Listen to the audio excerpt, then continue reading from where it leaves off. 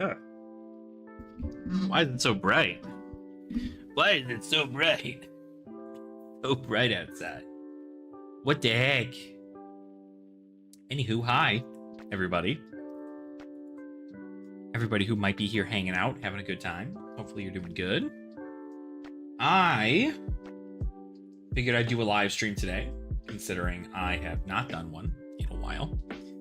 I'm gonna chat a little bit, have a little discussion.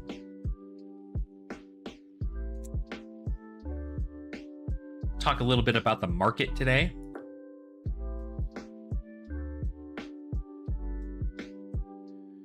And yeah, it's gonna kind of be what we go over. I want to go over some new collections, kind of see where things are as far as master sets go. And then I also want to kind of talk about my own stuff into the meta. I know probably quite a few folks are at their ProQuests right about now.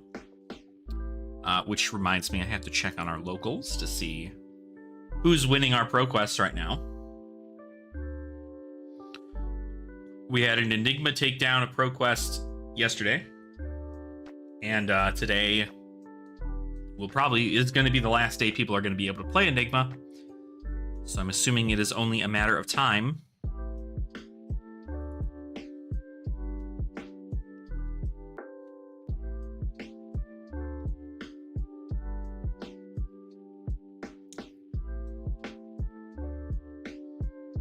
All right, let's check and see. No event reports yet. Interesting.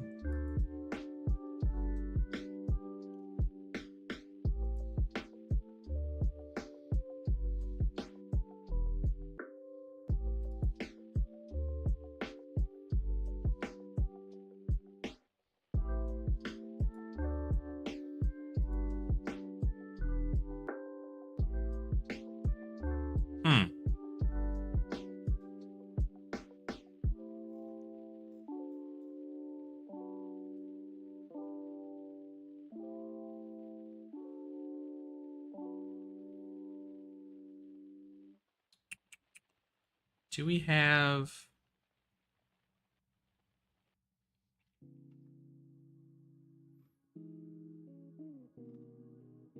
No, I don't see anything else. We don't have any standings for any hero reports for Met today. Interesting. Very interesting. Well, then we'll worry about that later. But anywho, something I wanted to chit-chat a little bit about is actually the collections I'm doing, where I'm kind of going off of. My mic is right here. If you can't see it, it's right there. Kind of wanted to go a little bit over kind of what I have my own eye on as far as things are concerned. I did buy 2 pieces that I needed for my Uprising collection recently, which has been very, very good.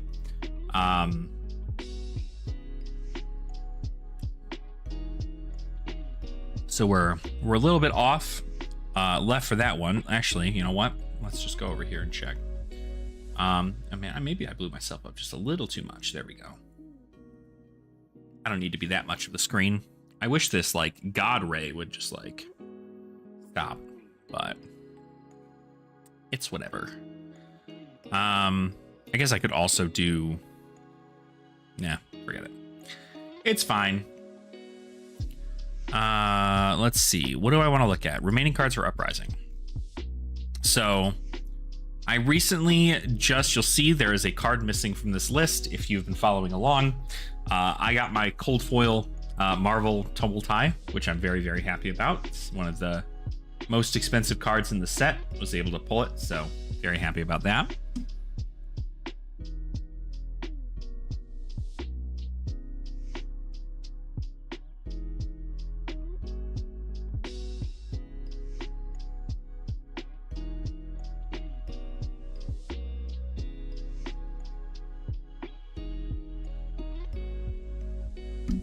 All right. I'd check on something. So we got that. Another thing that I also purchased recently is this. The Ghostly Touch in Cold Foil. No longer need that one there either.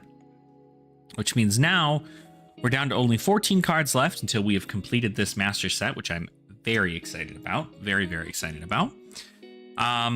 Yeah, that's kind of where we're at with this one. I've got these ones here are probably going to be cheaper. It's kind of crazy to think these are $30 cards now. Just because I feel like a lot of people are picking them up now that they, you know, people are trying to speculate on the 2.0 stuff. The thing here with these Marvels, though, is that they're still very hard to pull, at least the Majestic ones. But these dragons here were, I shouldn't say they're common, but you were near able to get one in every box, if not one in every other box.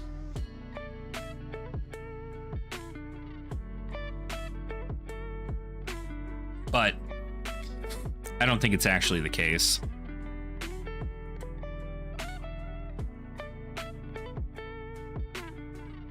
Yeah, because what is Thamai going for right now, actually? Like, check the actual prices of these things here.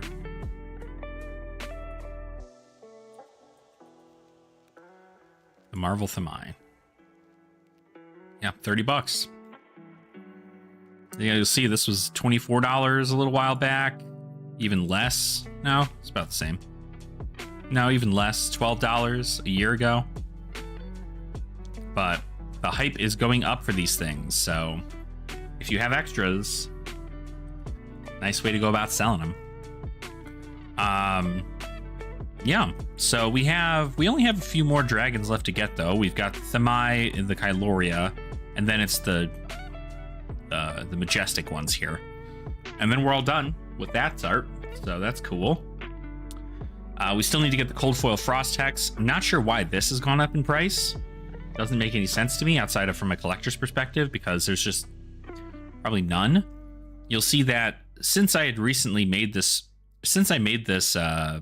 post, this list, a lot of these cards have gone up in price significantly, which makes me think, what is the master set now going for, right? So if we look at the master set here, it's still under 2,000 for the master set, which is kind of okay.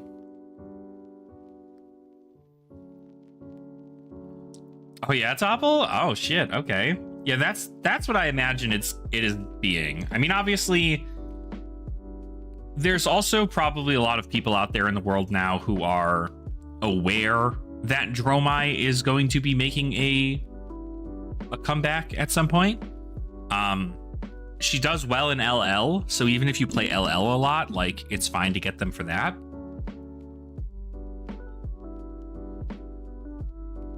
But yeah, it sounds a whole lot like it's collectors trying to collect the Marvels from these. But pretty neat stuff. Oh, the non-foil things down here. No, rainbow foil. Yeah, they just have the non-foil stuff in here too, so. So really what I want to go into is my Uprising search. Oh, I probably can't search my collections, actually. Hold on.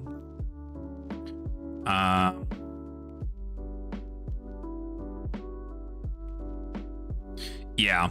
I mean, to be fair, it's probably something that's going to get a lot of people hyped, especially if, you know, dragons have always been a thing that's been prevalent in TCGs for a long time, and so with there being a possibility of a dragon hero coming back, but not to mention the fact that, like, even if you're just a collector, if it's the first time you're ever seeing a Marvel Dragon, like, I had not seen a new Marvel Dragon in the longest time. When I picked up my Invoke Tumulti Marvel over, not this weekend, but last weekend, it blew me away. Like, holding it in my hands, I was like, I still know why I collect these. And just such an awesome card.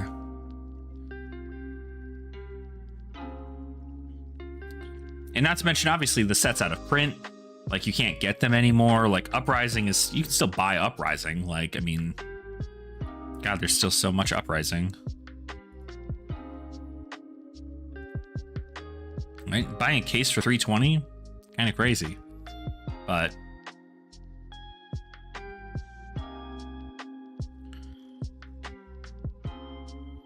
But this is probably due to be gone pretty quick, right? I mean, 9 cases, 4 boxes a case.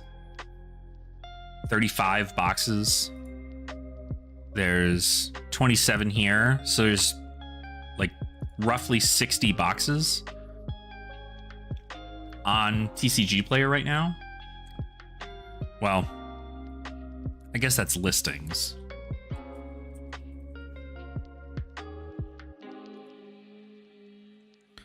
Do we have folks with better stuff here?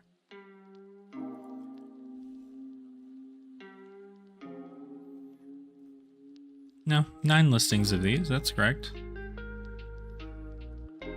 1, 2, 3, 4, 5, 6. So there's 9 listing, but there's 11 cases. So, but lowest one, 335. Pretty interesting stuff. I think we're also, oddly enough, seeing a larger resurgence in sealed collectors for this.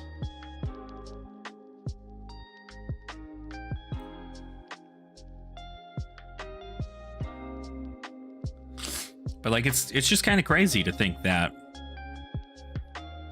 that all exists. That sealed collecting is a thing right now.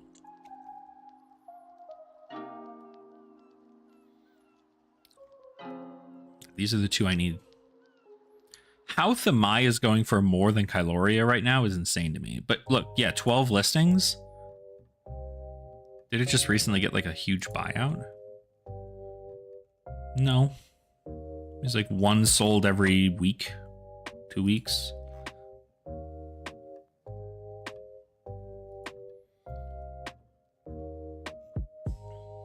Huh. I don't know.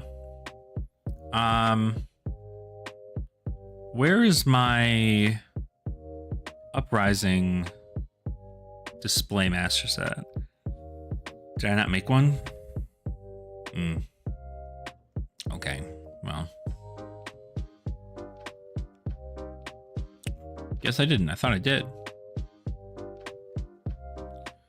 What I did do though recently is I went through all my collections, all my Majestics that I own, my Majestics and my Legendaries and everything. I went through all of my stuff. It was pretty crazy. Like, I didn't expect this number. Like, I sit here and I'm just like, oh man, that's a lot of money, isn't it? like that's quite a bit. Not to mention, we just got new stuff. I forgot I needed to add that stuff in here. I got some Seduce Secrets.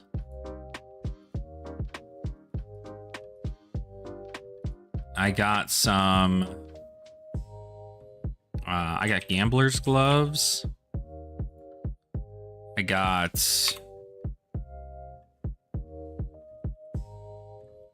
what did I buy? Hang on.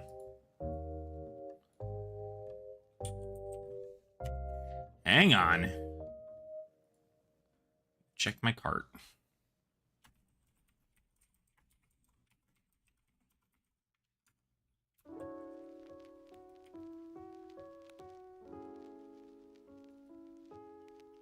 Hold on. I gotta check my order history.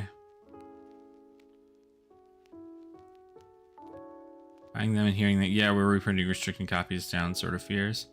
I mean, like, at the end of the day, right? I think, like, think about it like this, right? Codex of Frailty costs, what, $100 right now? What do they go for? Codex of Frailty. Yeah, $100. Codex costs about $100 right now, right? What you need to ask yourself is, am I going to get $100 worth of value out of this card? Right? And then obviously when it comes down to buying 3 of them, am I going to get $300 worth of value out of this card? How long are you going to be using Codex of Frailty? Because at the end of the day, if you want to compete in something like a ProQuest or a Calling or something of the sort, or you want to like optimize your deck a little bit better, shoot, even just buying 1 is a great like start. But buying 3, you know, obviously there's that whole like, oh, they might reprint it, but we never really know. We also can tell based on the reprint policy that we've seen in previous sets, such as the Hunted and in Bright Lights, is that if they are going to reprint it, they're going to put it in an expansion slot, which means it's going to be harder to find the card still. And the card might go down to like, I don't know, might go down like $20, which sure is a lot over the course of whatever, right? But the fact of the matter is that this is a good card. And it's like an immediate staple in any of the Assassins or Rangers. So you have Marlin coming out who's probably going to use it. You have obviously all the Assassins that are going to use it. You have, even if you just want to play any of the other Rangers, use that too. Like, a lot of value. But at the end of the day, you know, if it's outside of your price range, don't buy it. Buy 1, right? Then if they go down again, and they go down to like $75, you can buy the other 2. But I feel you. I mean, like, it would hurt to do that. I'm doing the same thing with, well, more leaning Huntsman and New Mech currently. Codex does a ton for my Huntsman, but being between jobs hasn't helped. Yeah. No, don't. If you're between jobs, don't buy $100 piece of cardboard. Stop that. Don't do it. That is an advice from me to you. Do not do that. You need to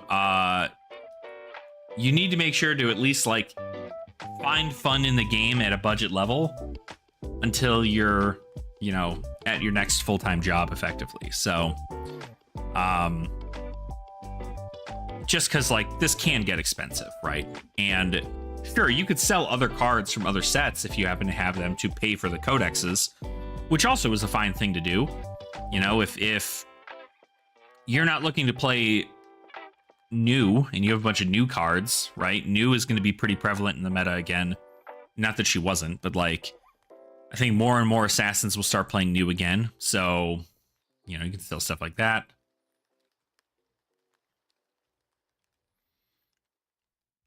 Oh, good. Yeah. And that's what I'm saying. Like, if you have a decent amount of the stuff, like, just play. You know? You already are playing Arachne Huntsman, which is, like, notably one of the least performing Assassins in the format. So, while I'm sure you can obviously make results with that, you know, is Codex going to be the thing that's going to completely, you know, win you games? I think it's just a convenient card in most cases, but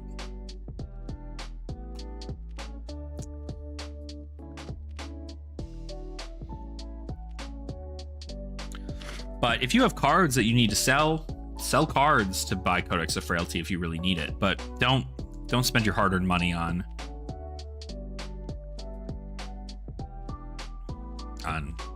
Codex if you're in between jobs. Increase rates by like 1 per... Yeah, right. And don't get me wrong, like 3%, it's pretty good. But I think even if you can only get 1, and I've said this in so many of my videos, even if you can only get 1, your deck is already that much better, if that's the case. Obviously, you'd like to see them more frequently. I've personally, believe it or not, been looking to cut this down to 2 in my new deck, because I can't tell you the amount of times, like turn 1 and turn 2, like my first 2 actual turns of the game contain a Codex of Frailty in my hand. It just doesn't help me at that time, and so I'd much rather pitch it, keep it to the end, and then like utilize them then. But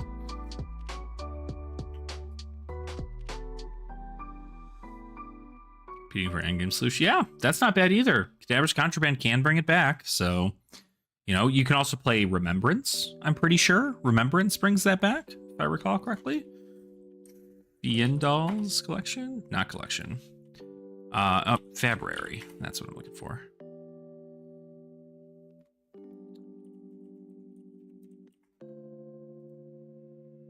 Yeah, 3 action cards from your graveyard into your deck. You can play Remembrance. That also can bring it back into your deck if you're looking to like do more things there. That also gets you a little bit more of that what do you call it? Gets you a little bit more on the side of fatigue, right? Playing a heavy fatigue match. Been on strategic planning occasionally as well, yeah. Yeah, strategic. I don't know. There's a lot of very interesting ways to go about like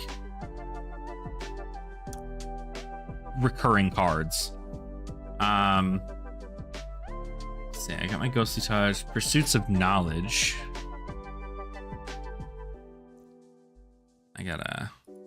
Oh, hold on. Pursuit.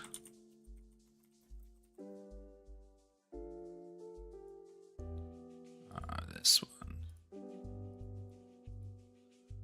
Then we have.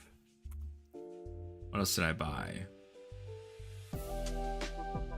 I bought 2 copies of Fog Down. Do I already have a Fog Down in here?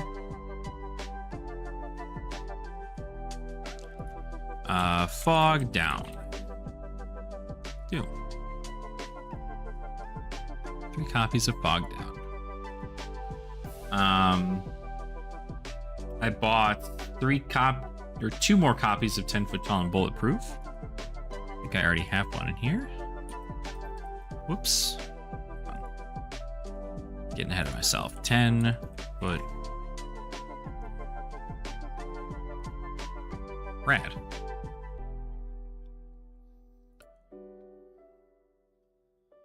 Just build a back-to-back 2-card 7 sort of situation with Graven Call and Plugging Hijinks. Ah, okay, okay.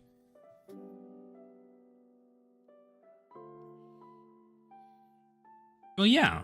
I mean, at the end of the day, I think that, again, like, if you can only afford 1 right now, it's not bad. The amount of help it helps forcing fatigue helps so much. Yeah, it is. It's a fun card. I mean, like, I like 10 Foot Tall. I don't know when I'd use it ever. Oh, that's Discord. Where the hell is my goddamn TCG player thing? There it is. I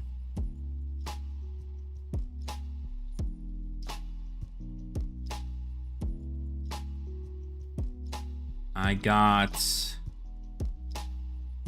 3 copies of Crazy Brew. I think they're all the WTR ones. I got 3 copies of Coax a Commotion.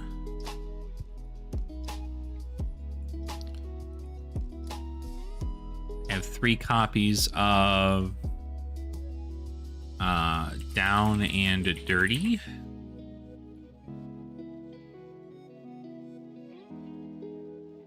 Actually, wait, I should probably already have Down and Dirty, huh? I know I do already have one. Down and Dirty. Yeah.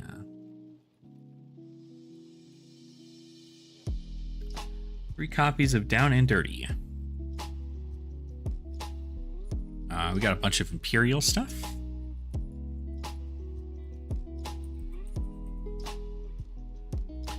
We got an Edict. We got a Ledger and a Warhorn. The amount of times I've just had a Ponder. Card draw, but it only ultimately costs a card towards the deck. Yeah.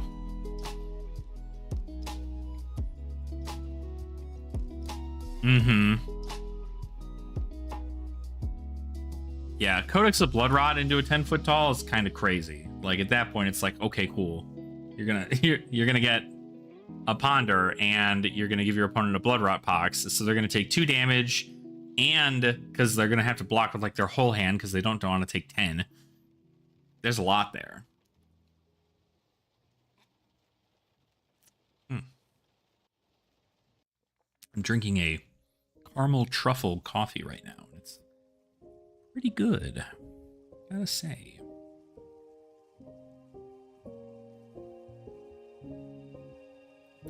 What else did I buy? Chains of Eminence, the card I bought. Chains of Eminence.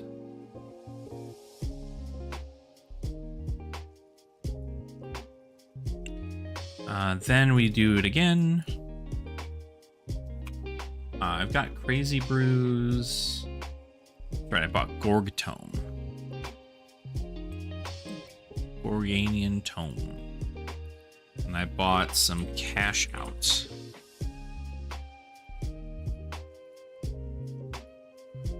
And then I bought Mischievous Meeps.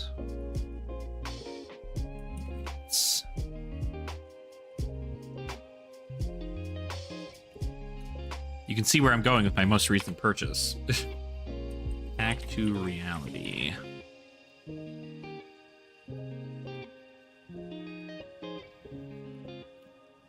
10-foot. I got give and takes also. Give and take. Sweet.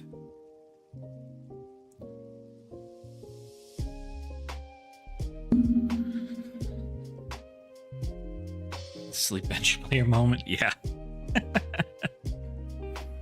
I mean, cut through is awesome. I think cut through is like crazy good.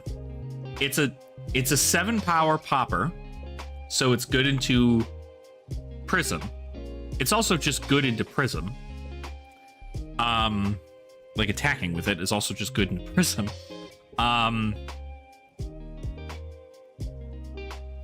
Aurora is, you know, obviously you could be like, kill Channel Lightning Valley. What are they going to do?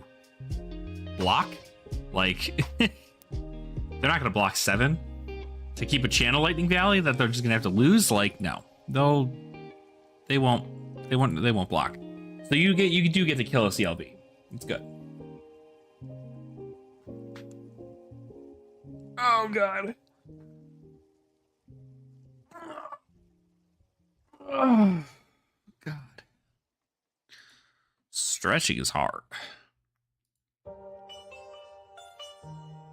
Yeah, but like I think like it's also very good into other heroes as well. It's good into Vincent. It's good into Prism. It's good into Aurora. It's good into Florian. It's good into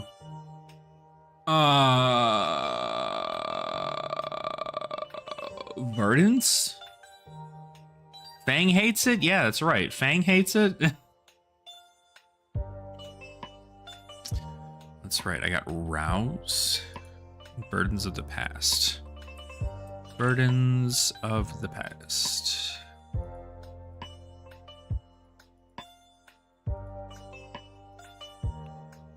I think I already have Rouse.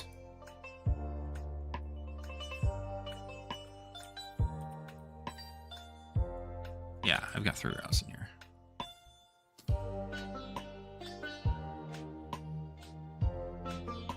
Oh, Knick-Knack Bric-a-Brac.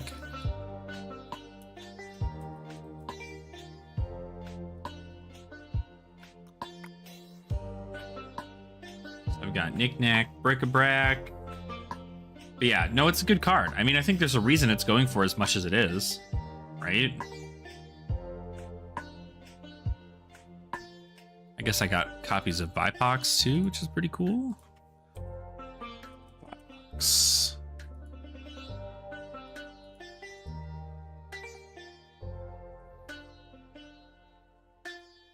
Oh, that's right, Bingo.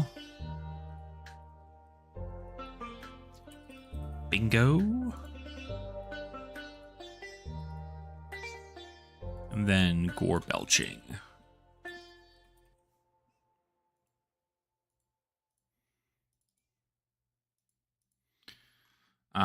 Anything else? Last-ditch efforts and standing orders. That's what it is.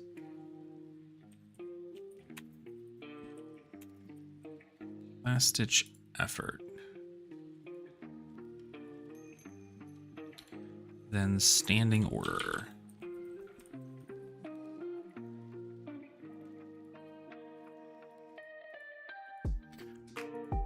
I'm pinging a bingo. I just question, when is it good? If I'm daggering constantly, how is this ever a bad card, at least red-wise? I mean, Ira uses it in the same mode, right? I don't think it's terrible. I think you could play even bigger than that in Assassin. At least if you're playing in, like, Huntsman, right? Like, you're not caring about, like, Mark or anything different or shit like that. Bingo's a fucking weird card, though. This card, I don't know. It's funny because this, when I was thinking about, I made a video, or I was looking to make a video that was like, if you can't afford this card, play this card instead. And when I took a look at E-Strike, Bingo was actually the card I was looking at for replacing E-Strike. Because effectively, if it hits, right, it's a 1 for 5, right? In most cases, or it's a 2 for 5, because you gotta pitch, so it costs you the 1 card for E-Strike, comes in for 5, blocks for 3. When it hits a hero, they reveal a card from their hand. If it's an attack action, this will get the Go Again ability, and then if it's a non-attack action, you draw a card. Now, of course, the issue here is that they can reveal a instant card, and nothing happens. And I think that's where this is bad. Because if they reveal an instant, nothing happens. Nothing occurs in this situation. This is a really good card into like Vincent, into Viserai, like sure, but like Aurora has a lot more instants, so she could just like show you an instant, you go, oh, okay.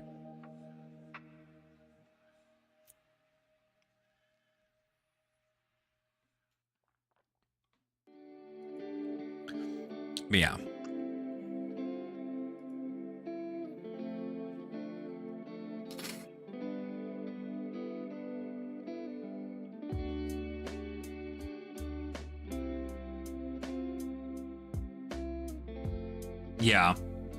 yeah, Seek Horizon isn't terrible either. Utilizing the Seek Horizons there. Right, did I order anything else? Okay, so at least I know that that's all coming, so okay spot there.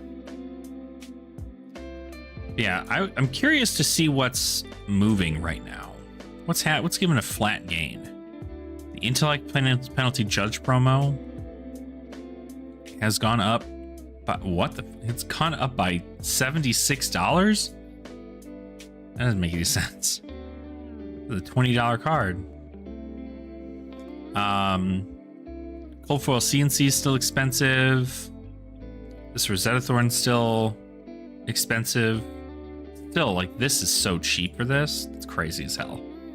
The Arachne Marvel went up.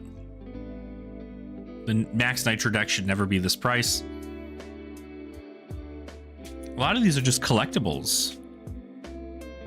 Cold Foil Hero, the Marvels, New Horizon, Rainbow Foil. This is going up because of the meta. Quick Dodge going up because of the meta. Stalagmite going up because of the meta. Crazy that a Hunted booster box case is $482 right now. I don't believe all that. That's crazy. How much is the Hunted going for right now? I'll be damned. It's almost $500.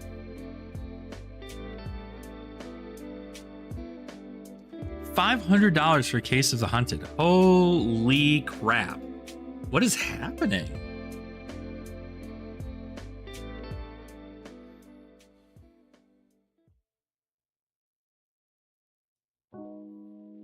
Holy shit.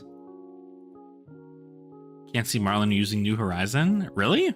I think she has a pretty solid play into New Horizon. She gets to draw and load. I think that's a pretty big deal.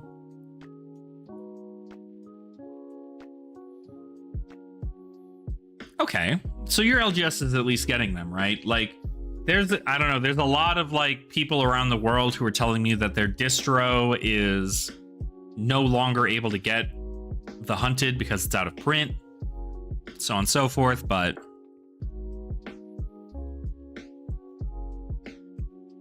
yeah, I would not gamble. This went down a little bit. 292.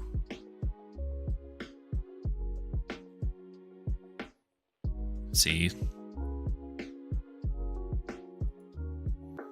A misprint.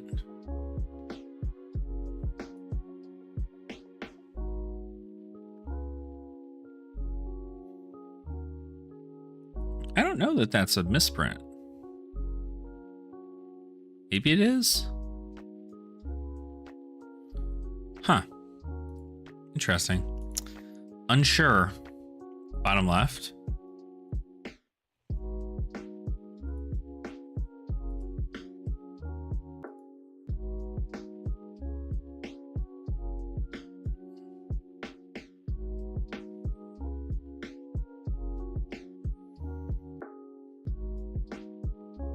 I guess I can kind of see it.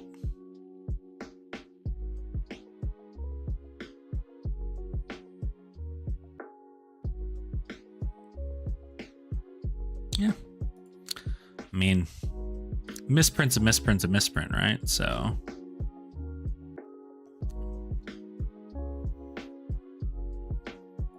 Yeah. Ah, now this. This I'd kill for. This is sick. It was just Japanese. Crazy. Yeah, the Hunted's obviously still going kind of crazy right now in the market. I mean, like, you know, all the very powerful cards in this set. You know, Hunter's Clave still $50, Flight Scaler's only $40. More and more people are picking up like the legendaries from here. A Huntsman Marvel is only $48, Topple.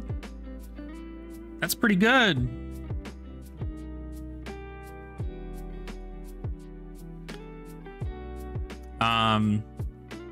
Yeah, Command and Conquer still going for a lot. The non-foil or the regular rainbow foil is $105 for this. You pulled yours? Nice. There you go. This is still $174. Wow. Woo! Jesus. What's Rosetta looking like as far as singles right now? Stuff's probably a little down comparatively.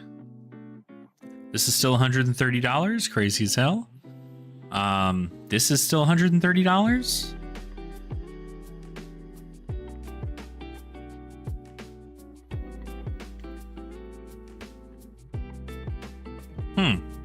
Why is that? Do you want to know about opting?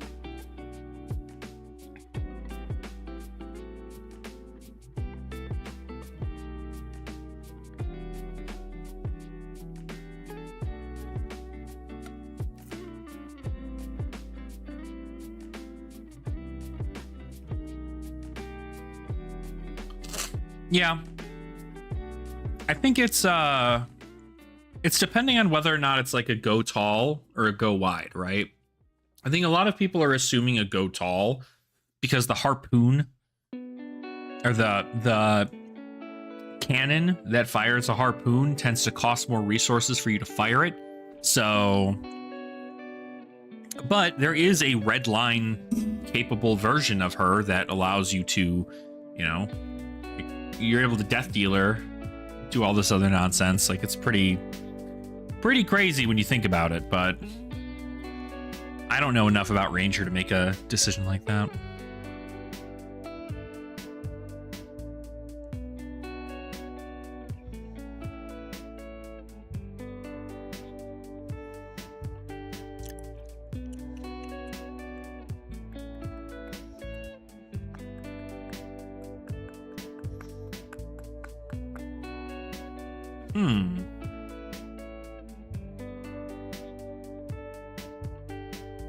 Call of the Grave's only $26.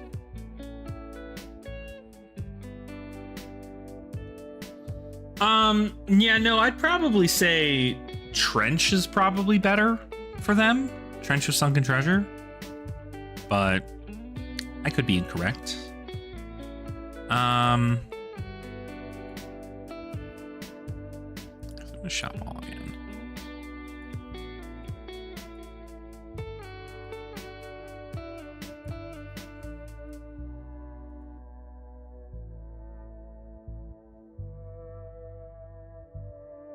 So these are cards that we didn't end up getting.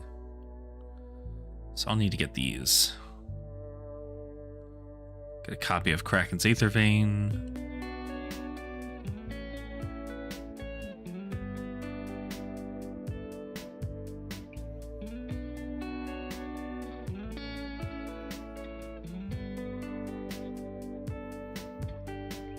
Yeah, it's banned in CC and it's banned in Blitz and Living Legend, but it's not banned in UPF.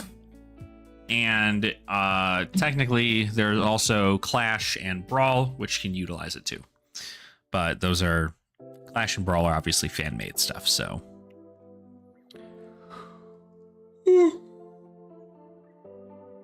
oh my god, the hell.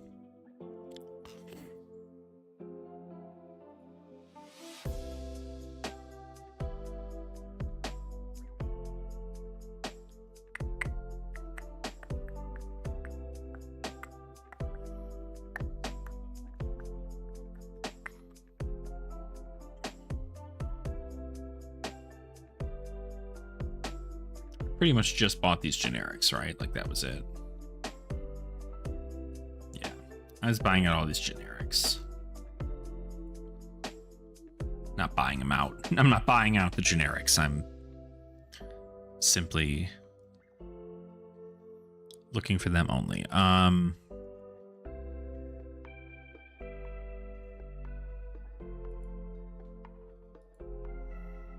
There it is. Been so fun to think. Yeah, I feel like that's why they did it, is because they were just like, yeah, we don't need like Warrior to get card draw like that.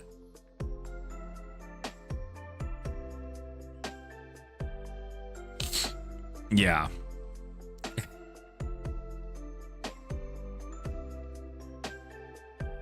What do I not have from here?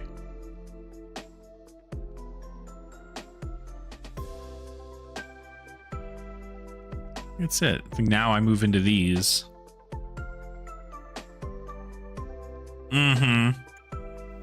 Yeah. Already enough in that situation, but I don't know. I've been looking to build.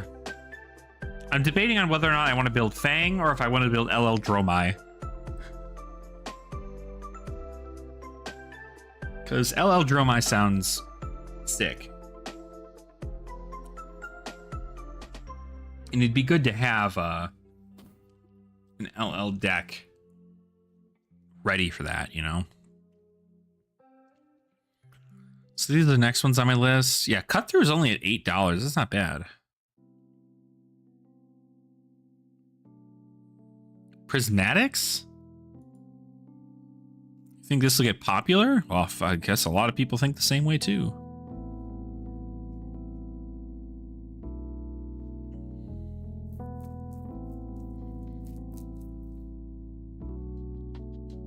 Why do you think this is?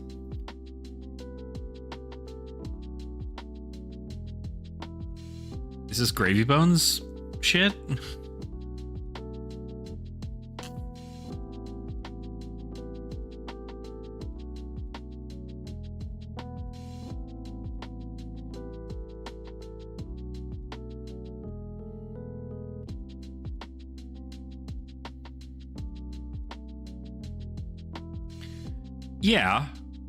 Yeah, I mean, like, that definitely makes sense. I guess I'm just, like, curious where the vision is, because it's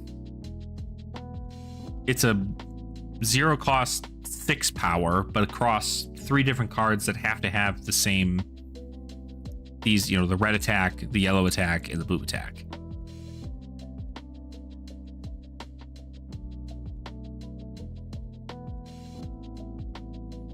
But even if it's a red attack and a blue attack, right? Not terrible.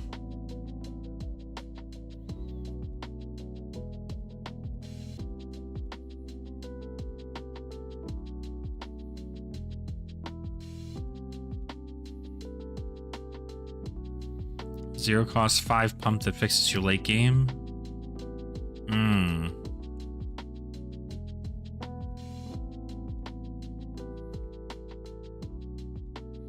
Yeah, I mean, it's able to pump up blues, right? I think it's a smart thing to have. I mean, obviously, I want copies just because, like, I want them. I think I have 2. I need to get 2. I don't really care that they're rainbow foil. I just want non-foil playsets of stuff. Like, what's the most expensive ones here? Probably, right? We've got, like, this page is nuts. We've got it. We've got it. We've got it. We've got it. We've got it. Well, we're missing 1, but we only really need 2. We're missing 2 of these. Put the surgical extraction on standby. Now, that's not terrible. When you put it into that perspective, that's not awful. You know, late game surgical extraction coming in for 7. Kind of good, but you could just play any other card, I guess. I don't know. You could play Cut to the Chase.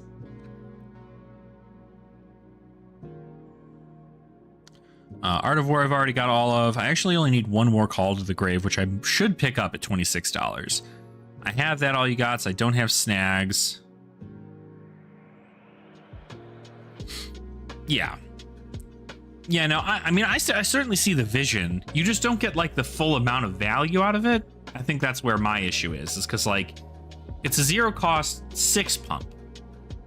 Because technically it pumps 6 damage, but you would need to have a red, a yellow, and a blue all in the same line in order for that to be, like, as viable, you know? But, like, I could see, like, new running it because, like, if I go, like, Pain in the Backside for 4 into a surgical extraction for 7 with Go Again because Pain in the Backside hit, that's not terrible. I guess you could do the same thing in fucking Arachne too.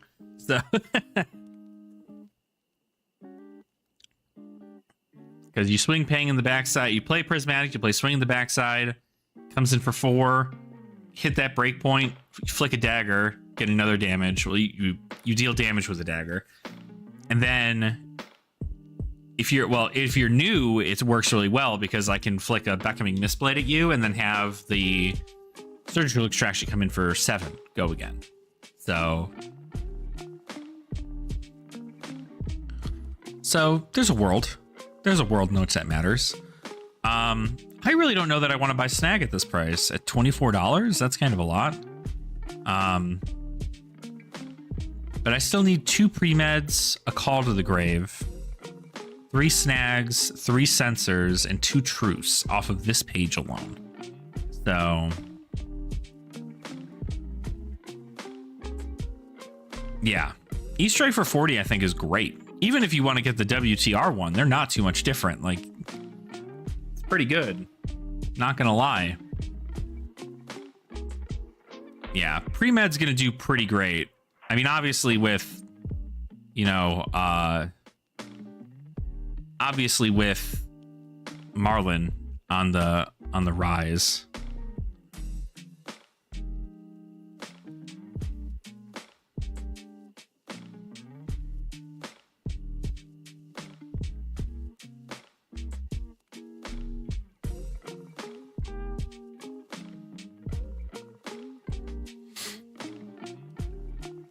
Yeah. Mm-hmm.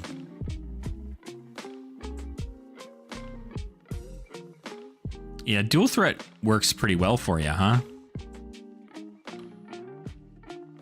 Dual threat's only $6.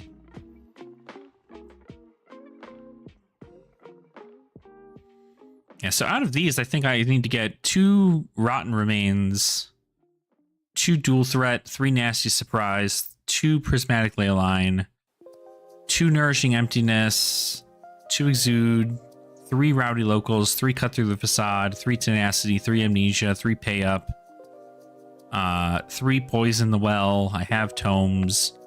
I need 3 This Rounds on Me and 3 Hold the Lines and 3 Ripple Away. I need a lot on this page. They just got a lot.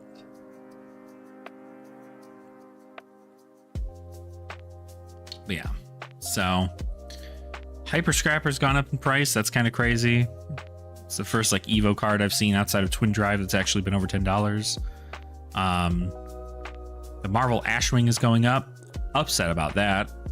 Rowdy Locals has gone up a little bit. Plague Hive has gone up to $130. Okay.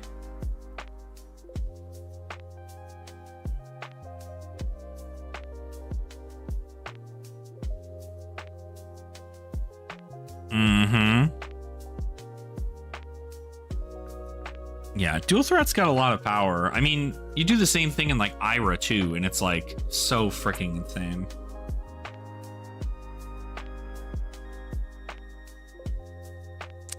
It's like Kadachi, Bittering Thorns, Dual Threat, Kadachi for 4, and then E-Strike for 10. Like, it's crazy.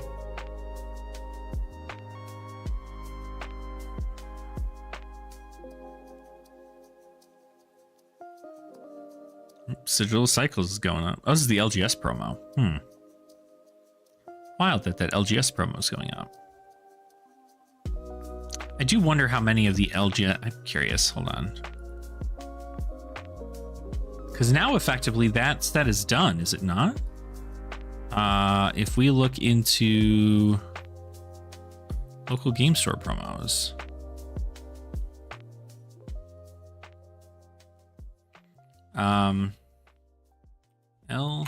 LG. Okay, come on. GS promos.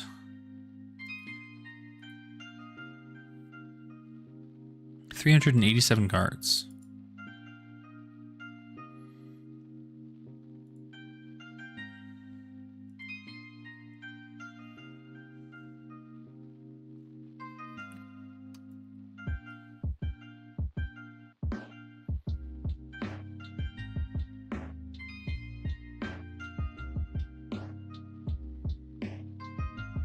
Oh, that's it. It's Channel Lake Frigid, Pledge Fealty. Oh, these are skirmish promos. That's crazy. These are LGS promos. Huh. Question is, how much do I resist not trying to throw Flying High Red into the deck to help find more? Oh, Flying High Red looks so good in so many different decks. It's insane. Like, I can't... Fabric.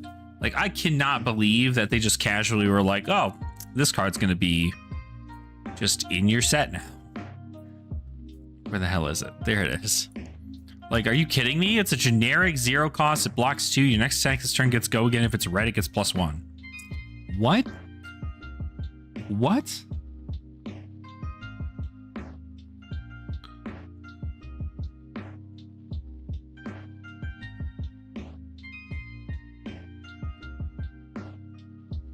It's insane to me. I can't wait to see what all of these are. There's going to be 9 of them.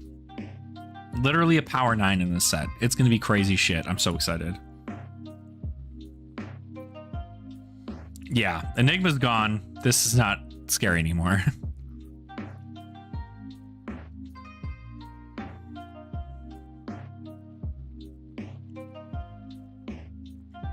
I just realized this says a card in a graveyard.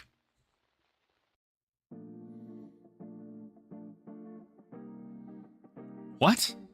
How have I not been looking at these things? That's insane. That's so good. That's so good. Holy shit. Peg leg. This, I think, is going to be wild. pay 3, destroy this. Your next attack this turn gets go again. Go again. Like, it's pretty good.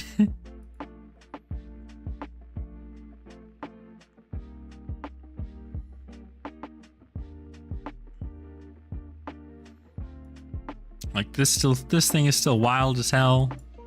This whole set's gonna be wild. Yeah, that's huge and limited, especially since all 3 of the heroes can play it, and it's a common. You're gonna be getting these. Like, it's gonna be very. You know what's funny is that, like, for what it's worth, this is seeming to look like a very blue heavy set.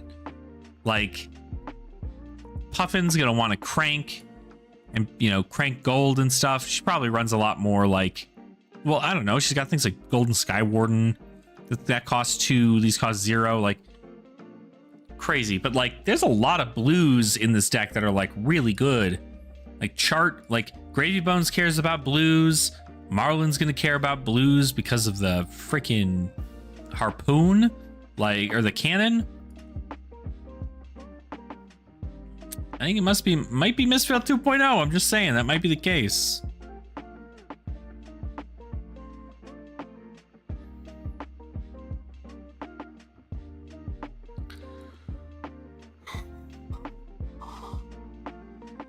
Wee golly. Interesting. I'm curious how many of these I have. Probably a lot. But this is not even that bad of a set. 3,000?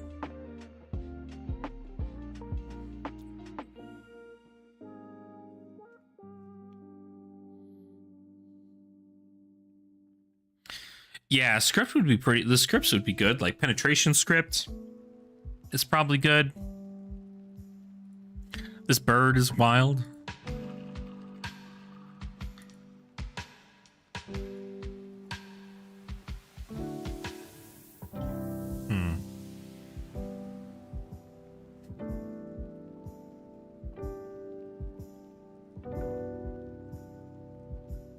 These are getting like bought up. It's kind of crazy. I wonder if I could search for these. LGS promo. Nope. I'll have to just find them.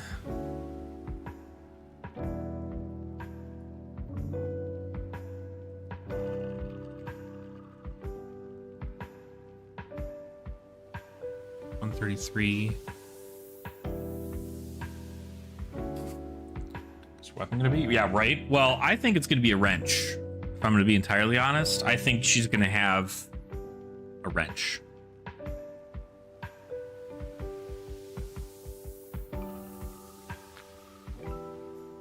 Because she kind of seems like the scrappy mechanic of this like aeronaut fleet.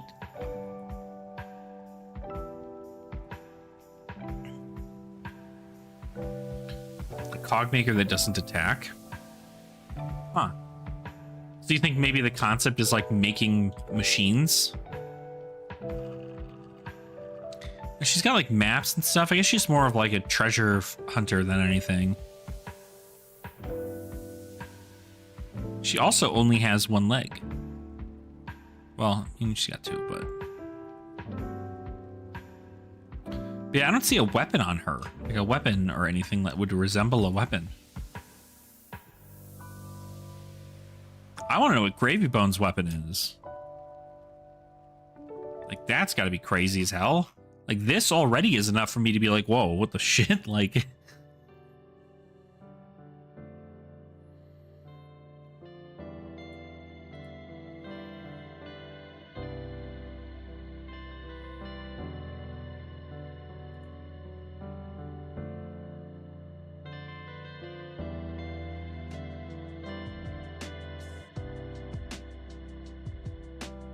yeah. I mean, I certainly wouldn't doubt it. But I also think, like, giving this guy a cutlass makes sense. Like, even if it's at least, like, a pirate weapon and not, like, a necromancer weapon, but more a pirate weapon, that's probably more on theme.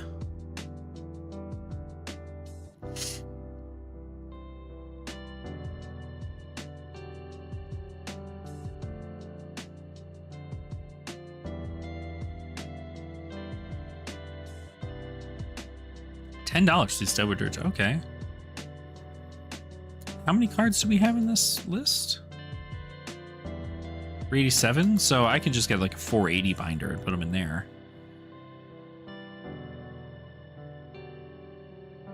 Mm-hmm.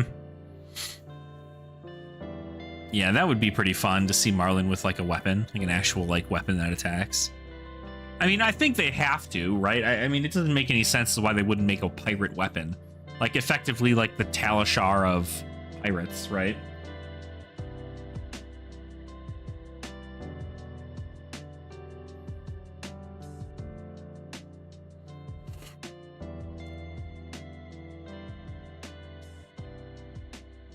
What are the highest value cards in here? The Head Jabs, Channel Lake Frigids. When does it start getting like super inexpensive? Probably like right around here, actually.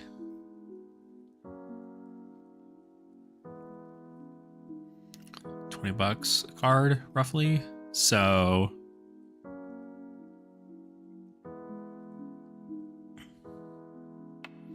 how much it matters? Oh, it probably matters a lot. I mean, like, it's just like redliner shit, but I don't know. It's a way to load. Like, this doesn't load. So this allows you to load. I think the other reason why I think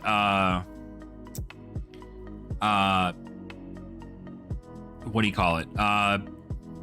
Marlin's ability here makes me think that she's going to be playing New Horizon. Is because she just put something face up in her arsenal.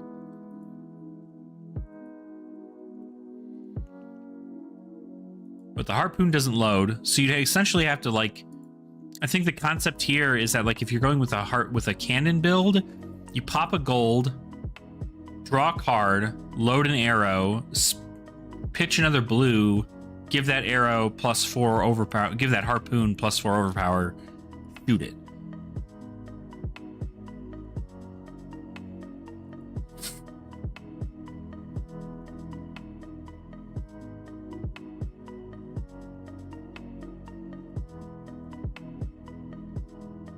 Gold.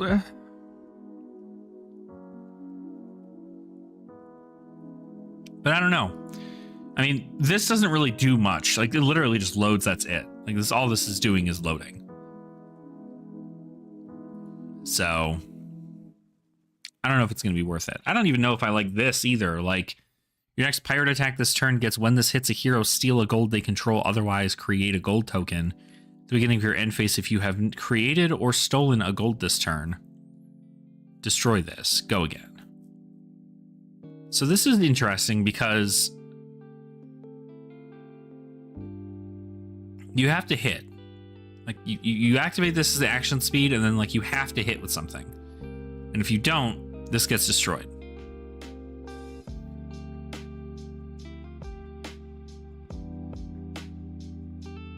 Yeah, you're probably getting at least a hit off. But it also says your next pirate attack this turn gets this. So it has to be a pirate attack that you're attacking with. Like, you couldn't, like, swing Sky Skimmer and have it hit and get a thing. Yeah, it does seem like they're really leaning deeper into, like, the overpower mechanic more than dominate, which is good, because I think dominate's, like, freaking insane, but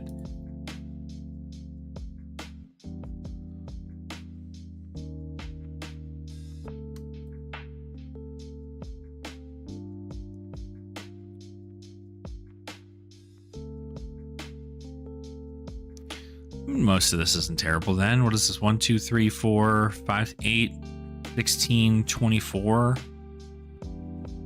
24 cards out of 387 are expensive. Like, even this isn't that expensive comparatively. Compared to my other sets that I want to complete, it's not expensive at all.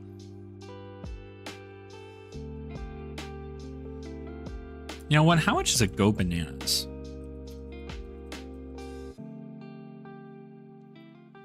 This is an LSS promo. $112? Ugh. Man. I want this card.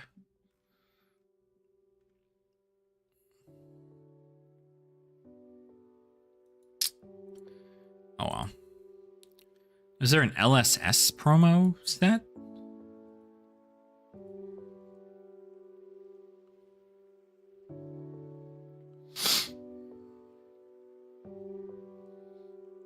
Two face-up cards in Arsenal? Yes, you can. You can have two face-up arsenals with New Horizon. The requirement for New Horizon to allow you to have a second arsenal is you need to have one card face-up. If one card is face-up, you can do whatever you want with a second arsenal zone. Whether it be face-up or face-down, so...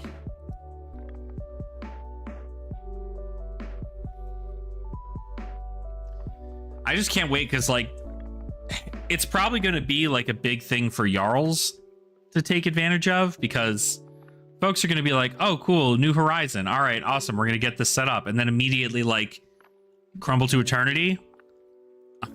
Block with Unforgetting Unforgiving. Get a Mangle in my banish zone. Next turn, pitch, dominate Mangle. Destroy your New Horizon.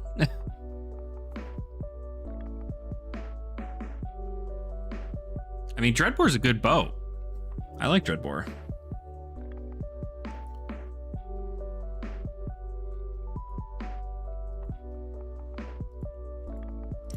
Non-tournament legal promos.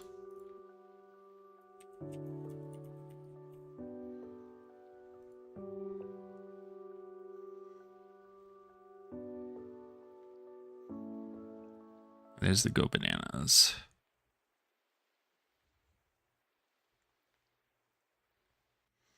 Damn, even this small collection is $1,000.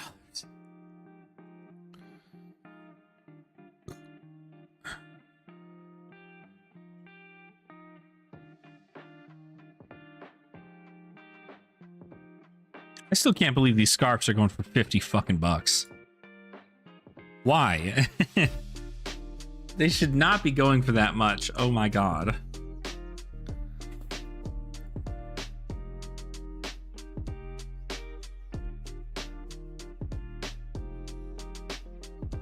Yeah, I wouldn't doubt it. I mean, I think it's also, I mean, they explained Red Spine as, you know, let's say you don't have any, let's say you have such good reds in your limited pool, but you don't really have any blues to play. You can now play Red Spine Manta as like a way for you to play a more redline pitchless version of the deck, because now you don't have to pitch into a bow in order for you to load. You can instead just load and then shoot without having to be like, okay, like, what else can I do?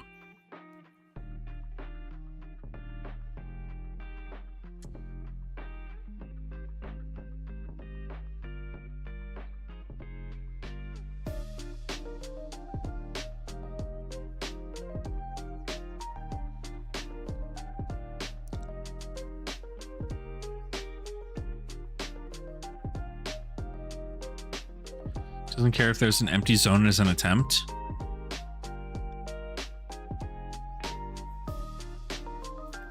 Yeah. Yeah, absolutely. It is a free load with New Horizon, right? Because you effectively, like, you can pretty much just go, okay, cool, like, attack with something, load face-up card, arsenal my next card, draw 4, and then you have a 6-card hand for next turn, should your opponent not present any kind of disruption. Like, it's pretty good, gotta say. I really like these things. These Fabric of Scales. There's another one, though, too, isn't there?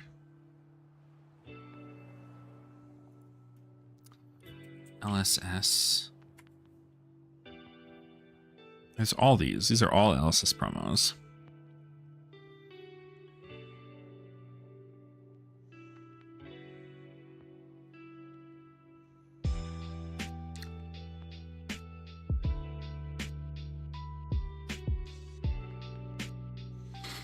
Yeah, I mean, there's always things like Snapdragon Scalers if you're playing like in, you know, in CC, or if you're playing in constructed, whatever it need be, like those are also pretty effective, I guess, in that regard. But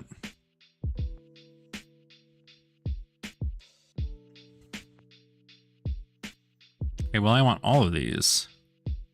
We have LSS 2, LSS 1, 2,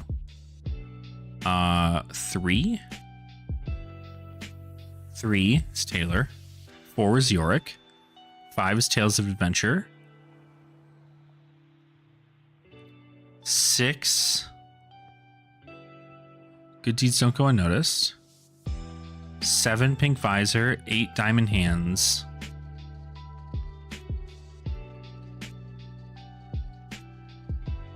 Not a 9 somewhere? 8? Am I crazy? Oh, 9 Silver Sheen Needle. 10 Fabric of Blossom. 11 Fabric of Spring. 12 Fabric of Hope. 13 Fabric of Providence. 14, 15, 16, 17. 18. That's it. So there's only 18 LSS promos. That's kind of crazy. These are pretty collectible things, I gotta say. Extremely solid with Dreadboard plays. Yeah. I mean, everybody's also playing D-React, so like it's kind of crazy. Like I think they're gonna come out with another Go Again Arrow or a Go Again Harpoon. Maybe. And then it's going to be things like Bolt and Shot, Falcon Wing,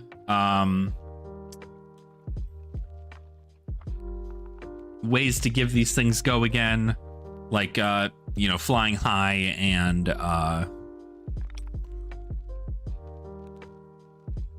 even like Razor Reflex. Yeah, Second Shot, yeah.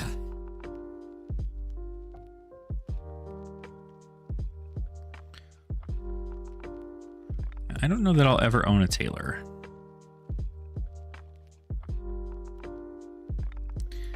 I might, though.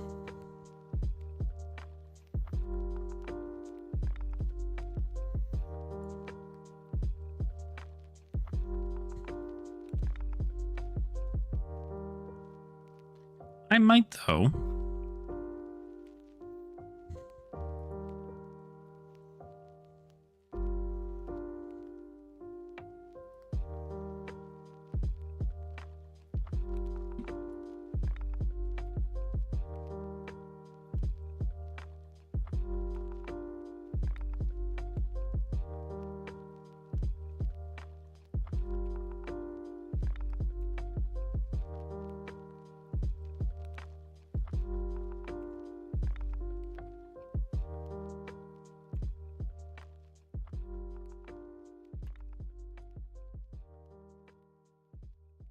Seven, 8, 9. Some of these are going to get overdone by themselves, but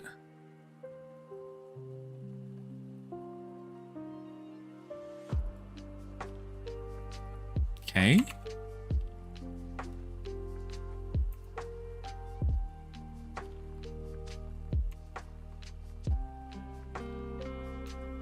I want variants. I'm going to add it. There you go. 17. No, 19, right? Oh, 19 is scarf for a scarf. No, 20. Okay.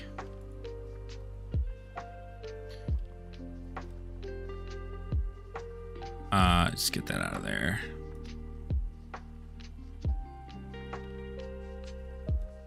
I want them in the 10, 9, 8, 7, 5, 4, 3.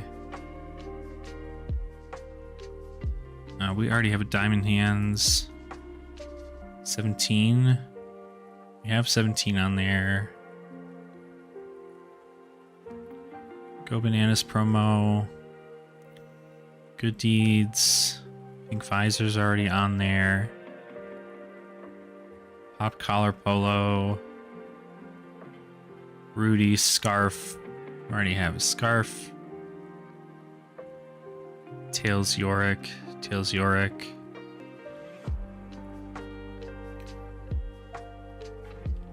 Solution Needle. Okay, I guess I just... I guess there's just some cards I can't add, which is unfortunate, but...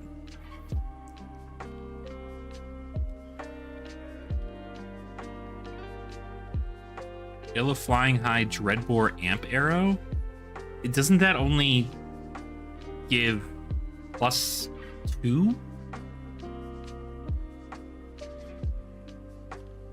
Or is it like Yellow Flying High Pump Pump Pump Dreadbore Amp Arrow?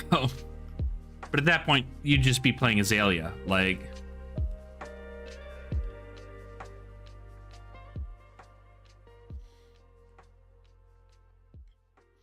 Yeah, it does have go again. You do also have to load again, though, right? Like, if you don't already have something in Arsenal, you have to load again.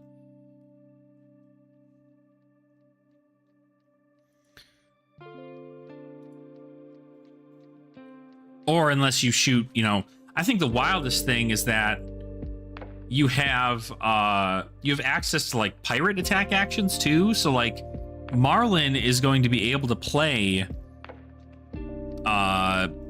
this fucking ship. Like, could you imagine going against Marlin and just being like, oh yeah, no like attack actions, it's all arrows, like no big deal. And it's like, oh, here's a ship. Here's 8 go again on hit destroy Arsenal, create a gold for each card destroyed, then go ahead and shoot an arrow. Like, that's crazy. Yes, yeah. Pitching into this, coming in for 8 go again, and then coming in for 6. 2 Arsenal destructions. Like, yeah, I'll block out 8. I want to keep my Arsenal. It's like, cool, okay. Like, blocking out 8 already is like far too much. Like, you're not doing anything into that. Like, this into CNC, this into Pummel, also crazy as hell. I think pummeling this just has like such a better payoff, because it's like, cool, now you get to destroy their arsenal's targets, get gold for each, and then also a card from their hand.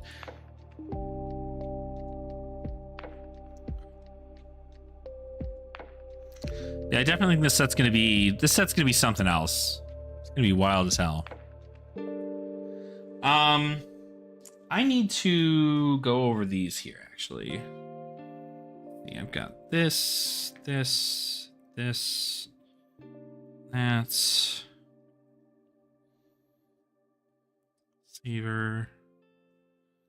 Saver, take up, Saver, 3 Kiss Deaths, Detoxin.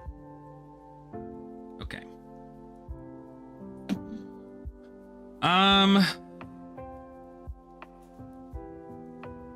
Yeah, that sounds crazy fun. I definitely think that Puffin's gonna be a blast to play for sure. Let's see. What do we do with this? I need to do something with...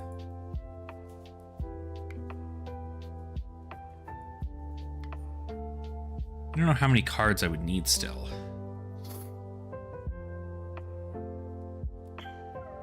It's probably a lot.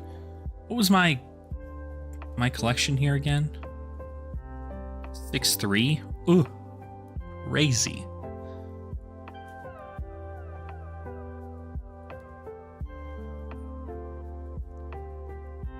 Then all you got is like a $30 card now. My God.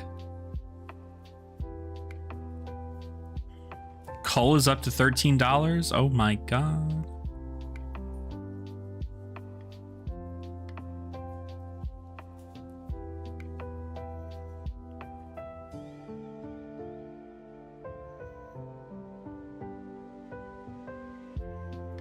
Tunic. Uh-huh. Yeah, I was able to get... It's crazy. I got a cull at about like $5, and then I needed 2 more during the same night. I like completely forgot to ask our Discord, and I was just like, oh, like if you happen to have them, like I'll certainly take them. One of our one of our locals, and actually a buddy who's staying with us for Nats. He's like, oh, I'll just buy a Rosetta pack or a hunted pack, and I'll see if we pull it out of there for you. And he cracks one open, and it's a rainbow foil. And I'm like, oh my god, okay, yeah, I guess I have to take that from you. So I bought that for like $7, and then another local had another rainbow foil cull for like $7, and I was like, hell yeah. So quite a nice little collection there, I gotta say. Pretty happy about that. What I want to do real quick though,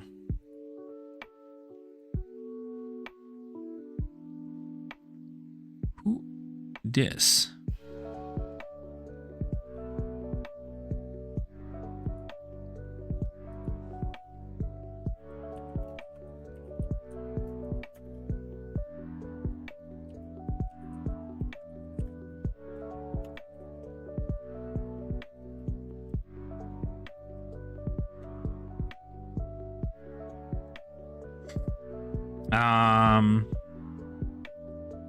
What do we have? I wanted to check.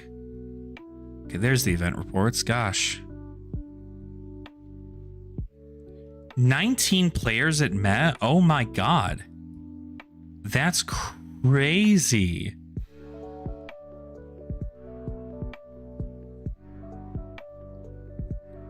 You've got me fucked up. There's only 19 players at this ProQuest at Met? That's insane. Huh.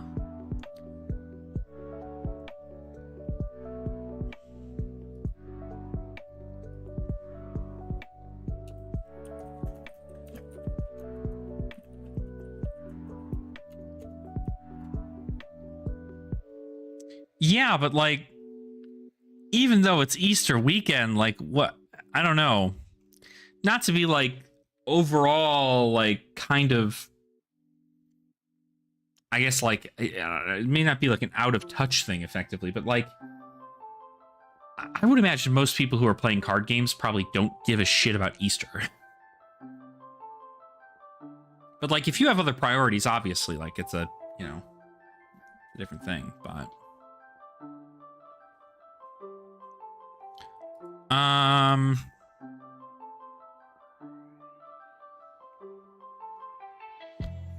True.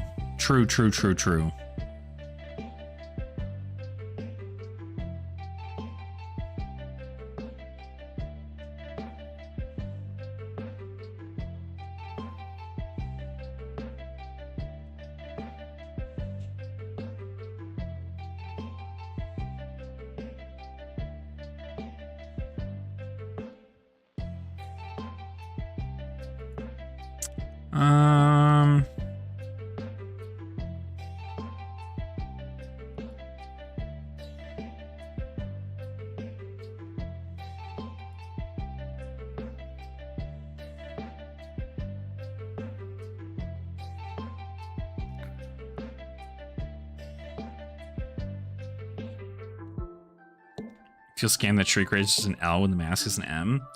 Yeah, I don't know. Shriek Razor's being as much as it is. I mean, I don't even know that Shriek is good. Like, you know what? Pay 2, target attack action card defending an assassin attack gets -1, so it's just like shred, effectively, but a piece of armor. And it costs you 2 resources. That's a lot. But luckily it's cheap, so that's a perk.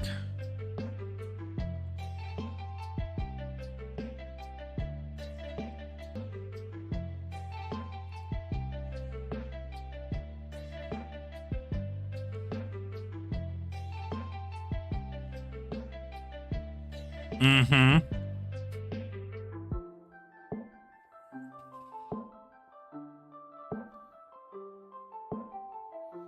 I mean, shredding a shredding a dynamo isn't even like valuable. Like,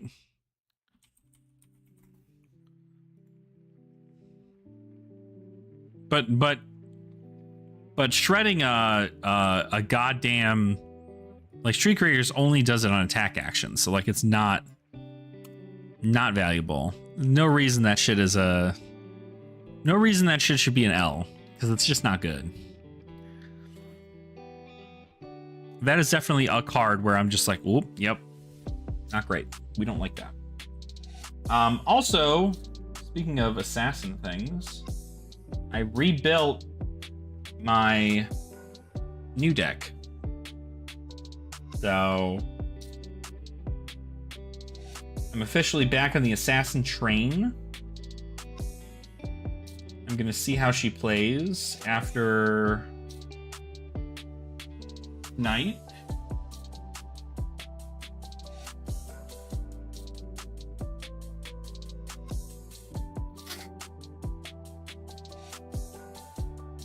Yeah. Yellow Shred's so good. I love Yellow Shred. Card's got an insane amount of value on it.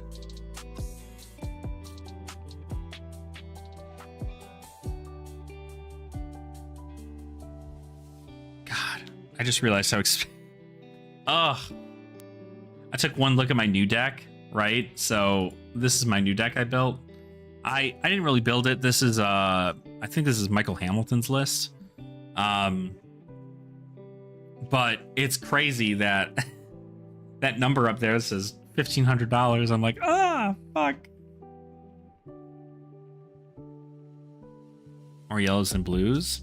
I mean, yellows they're higher power than blues, and frankly, you only really needed the yellows or blues, the resources to swing daggers. Everything else is like free 99 effectively.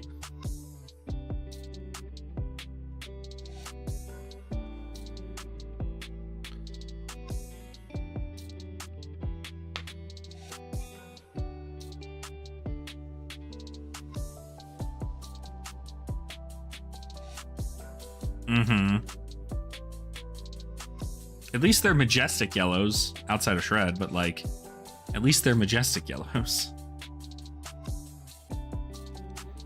I've got a Discord DM.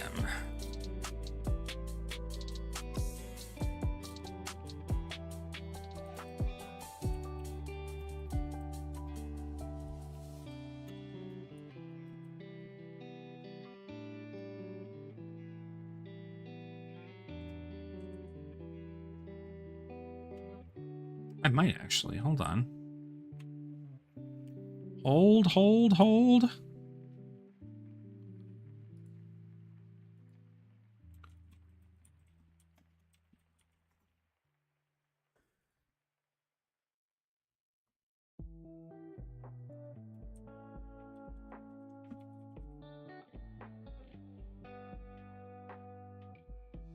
Ooh. An 8-minute drive.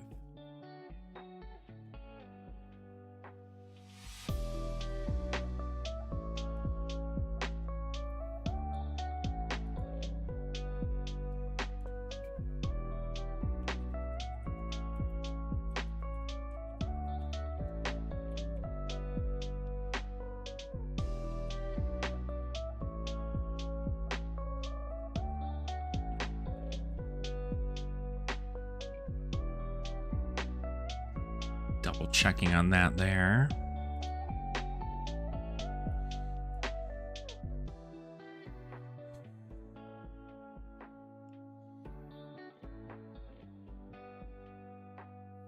Yeah, yeah. Well, I mean, it's just like you'd only want your blues to block 3, right? So, since Graven Call Nerve Scalpel seems solid. I mean, I think with all of the decks, I don't know. I'm sure you're having a great time with Graven Call.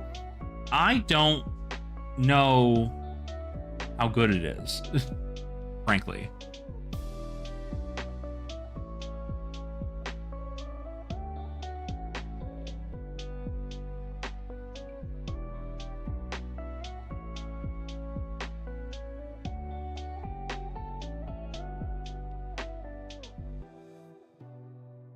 Card 7? Yeah. True. It does do the 2-card 7 thing that you want. But, like, you have to go through those hoops to get the 7.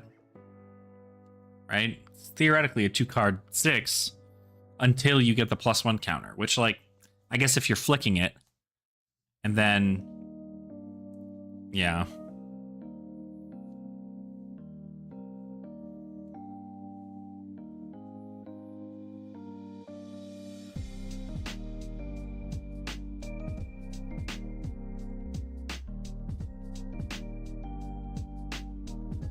Mm-hmm.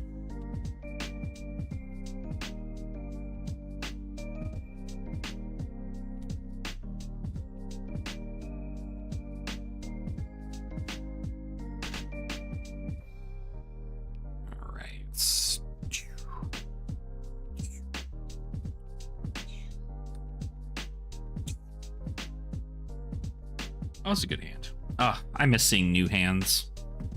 I never should have stopped playing her. What's her LL at right now? New?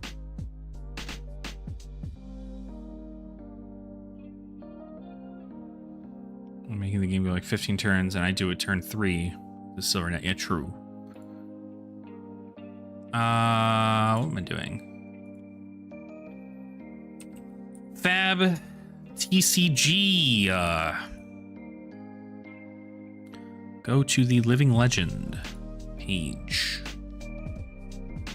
744? Yeah, that's her. Damn, that's close. That's close. I'm so happy I don't have to like buy anything for her, but this is crazy. By the next set, you think so? I mean, ProQuest season right now is effectively the only time in which she can get like an absolute ton of points outside of winning like every battle hardened to come after this, because it's almost certain that Zen is LLing and Enigma definitely LL'd. Okay, just like for sure. We already know of several Enigmas that have won, and even a local here in Colorado won on Enigma, so definitely Enigma's gone. We don't know anything about Zen yet, though. Callings are gonna go nuts. I mean, like, yeah, theoretically, I could see New stealing some callings, especially if she doesn't have to go up against Enigma or Zen, like, it's a pretty good time.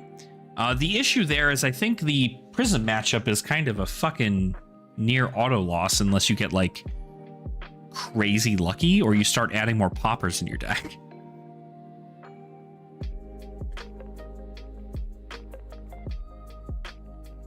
So, and I mean, I'm running 1, 2, 3,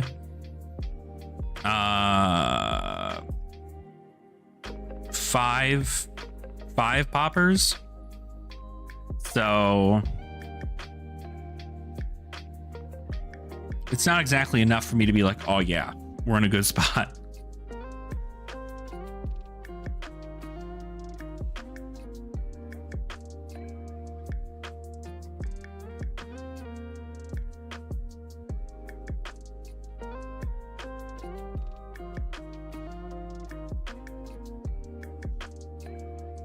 Kano's coming out to play in the near future.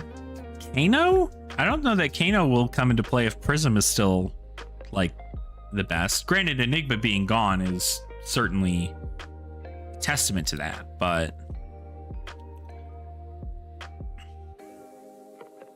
like Kano still fucking dies to Prism, so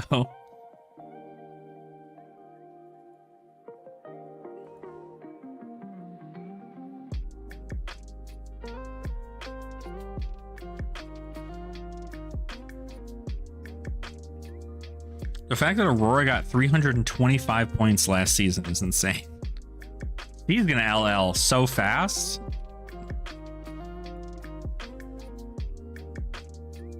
Who's like under 500, right? Prism's at 500. She'll be probably up at like the mid 600s by the end of the season. Victor's not in a bad spot either. Blaze it. Like, Victor might not be a bad hero to play either.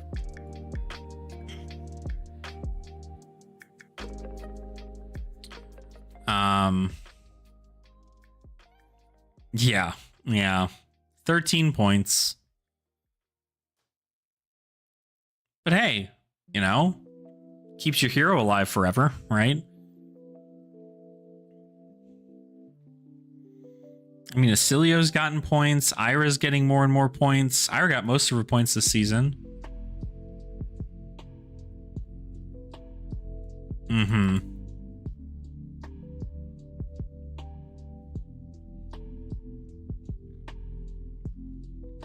You know, which of these heroes? I'd probably just end up playing Florian. Right now, like, I don't know. I like Vincent, but I feel like Florian does it better.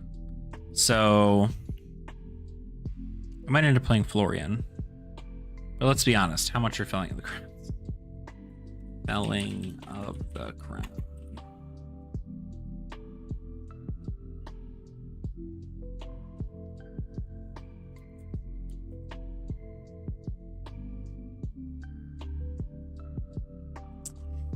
I mean, it's down. Like, it's down quite a bit. $48. But, like, ugh.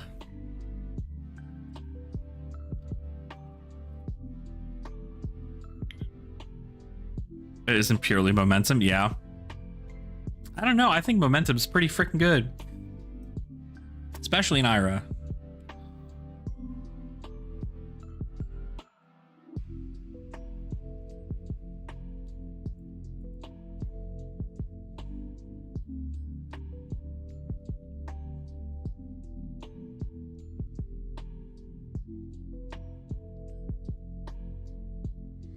Mm-hmm. It's far too much. Far too much for my own good, but I mean, you think about it, right? Like, all of these heroes, really these heroes, like, these heroes are top of the line stuff right now, except Fi. He's just kind of okay. I might play Fi. Fi's not a bad hero to play. New, obviously, is going to be up there. Azalea, this new Ranger stuff's probably going to bring her up to the top. That's the issue, is that when Azalea leaves, Death Dealer leaves, and that's going to be, like, completely different. Mm-hmm. Yeah, I think Fi just kind of, like, steamrolls a lot of it now. Bravo still, I think, is, like, a fine choice, because, I mean, even Bravo, you get things like Crippling Crush. There's new Guardian stuff soon to come out. Be pretty good. I also think KO is in a great spot for that too. But like everything here and down, really. Mm-hmm. I mean, well, they shouldn't have made Death Dealer such a good bow.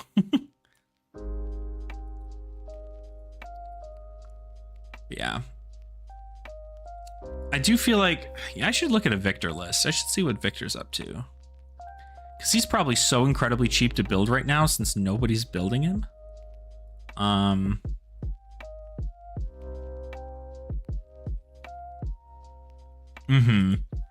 And I have Vincent built.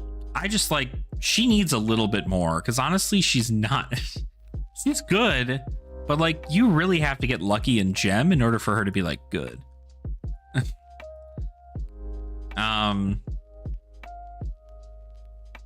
Victor Goldman. August? That's far away. Also last year. What are some public Victor lists?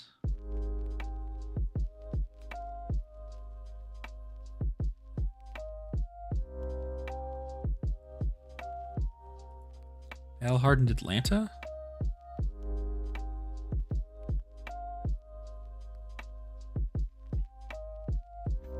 This is about on par on what I thought. I have quick dodge.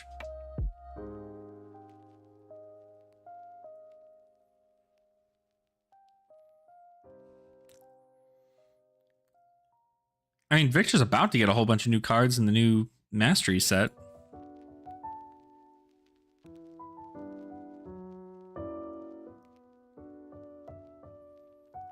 Who wouldn't make a Mario deck with new leaves.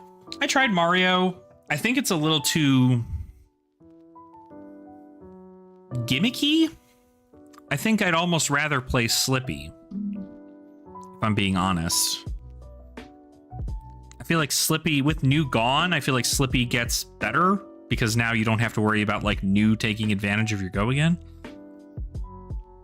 Obviously, you still have to worry about like Mario and Azuri taking advantage of your go again, but I feel like Mario's just a little too gimmicky. Like, if there were more chaos cards, or if I made Spurlock to work to a level that made sense in that deck, I'd play Mario.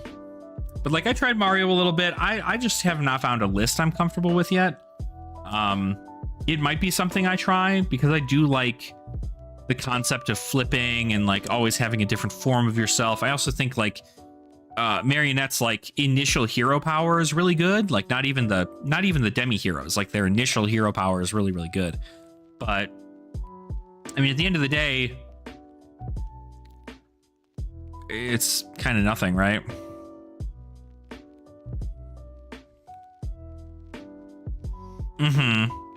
And I think a lot of people are utilizing a lot more of that dagger-centric build where they're running like, I was running like red pick up the points, yellow up sticks and run. I even see a world where like also playing red up six and run is pretty good, adding a little bit more blues, and then just attacking with daggers a whole bunch. But like at that point, I might as well play Fang. Fang does like all of that damage, but significantly better. Yeah, Chalicera is also pretty freaking cool.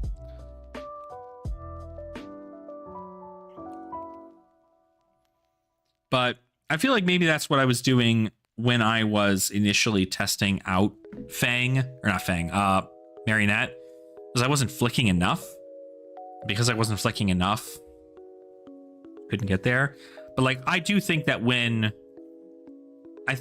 new leaves, I might play Victor. And this is just strictly because the blues in this deck are really, really good when you're playing new because I get to use them.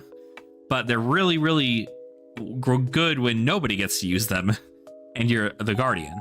So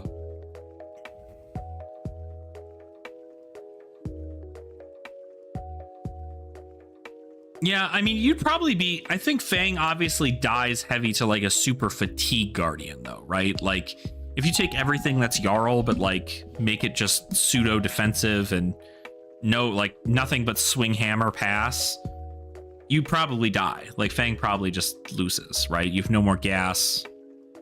You're out of it, right? Yeah.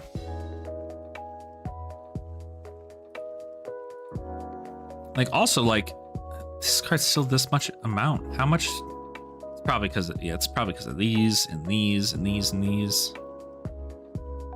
Army deck yells actually painful. Really?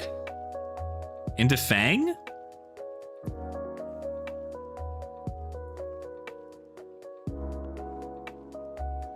Have it. Don't have it. Or have it. Got it. Got that. I don't have this, which is $40.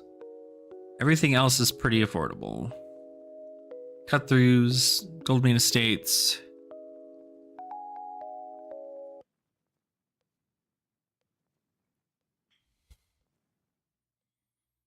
Yeah, true. I mean, yeah, obviously, like, ice in general. Like, not only that, but I think really it's like Okanold that's a problem for me. Like, I like Victor because obviously the inherent, like, make a gold draw card is going to be crazy going into this next, like, pirate format, effectively. But, let me tell you, I also think that there are Jarl decks that are like ripe for the picking. I just don't know how I'd play them.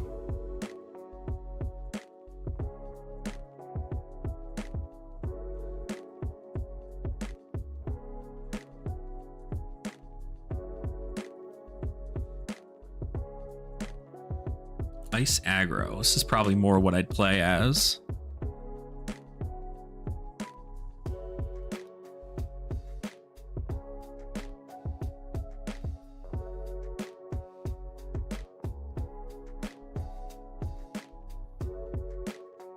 Far too open and not do one specific thing.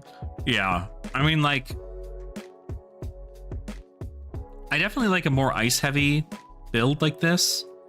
Like, I think Icequake is just like gas as hell. Icequake is crazy as hell. Obviously, like Plow Wonders and Fellings and Rootbound Carapaces, like those are all good too. Sotomaros to get your Oakenolds back. I think Terra would do pretty well. I don't know. I think you could probably do everything that Terra would do besides like, or everything. I view it a little bit more like Bravo than I do like a better Jarl. Like, obviously you can play Jarl like you do Terra, right? It's effectively the same thing, but like the ice part is such an important thing in this deck. So, Blue Fruits, the Imposings, the Pulse, the Sow, the Tears. I have everything, don't I? I don't know why people are running this card. This card isn't good, right? Anytime lane where Betsy ironically becomes like a good idea. I think she's actually pretty good right now. She's just now, I mean, with Enigma gone, like, I think there's some pretty good builds, I'd say, for her. There are a couple people who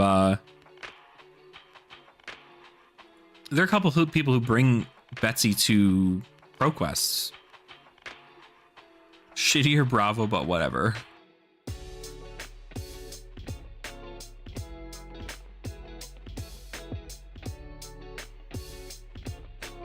Yeah, because like this is a really good card.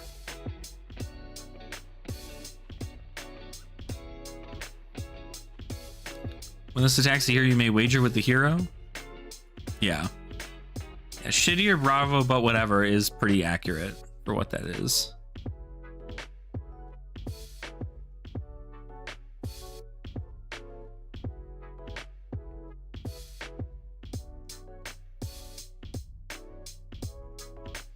But I don't know. I definitely think that if I'm playing...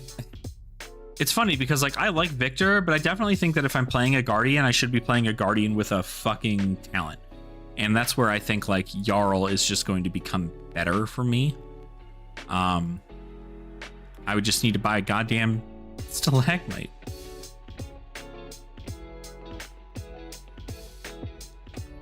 Yeah, Seismic Surge stuff is going to be pretty good. I would think.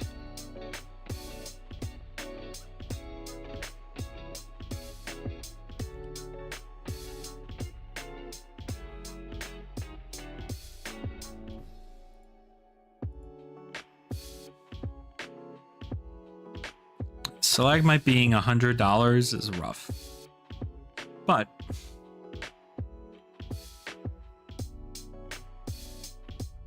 pretty Tectonic is getting it. Tectonic is cheap as hell, is it not?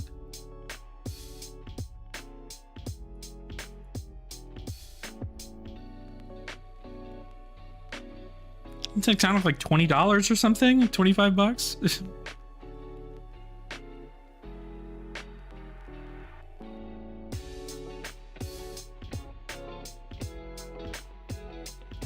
Oh, this is CYB Jarl. Oh.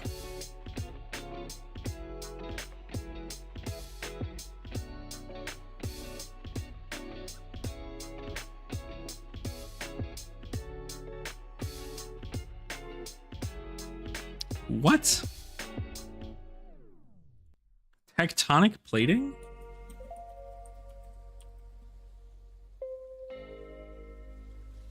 For fucking why? Yeah, it's still fine, but like, what? I guess Valda, right? Like, that makes sense as to you wanting the Seismic Surge. It's a good thing I already own one.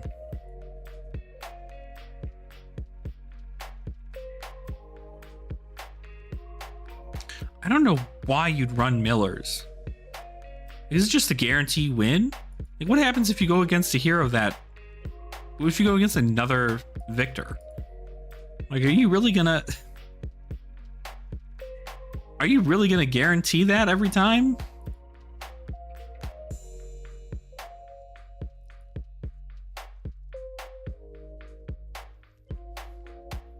Yeah, but like, he doesn't have it in this list. This Battle-Hardened Atlanta list does not have it in here. Like, that's wild to me. Also, AB1? That's bold. Bold of you to run only AB1.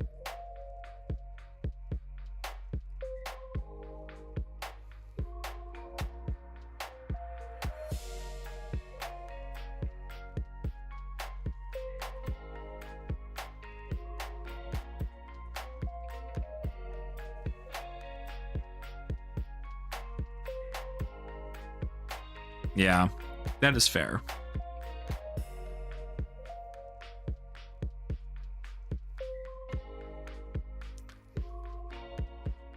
Well, if New does ever leave next,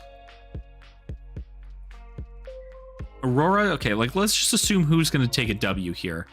Aurora is probably going to get to like 800 by the end of the season, if not more. New is probably going to get to above 800, if not in the 9s. No, probably like right at 9. Zen and Enigma are going to LL. Azalea is going to get a little bit more points, maybe get up to like 900, maybe 875. Fi's not going to get anything at all. Bravo's not going to get anything at all.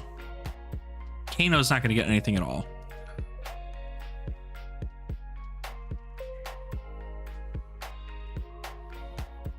Yeah, right? I don't know why.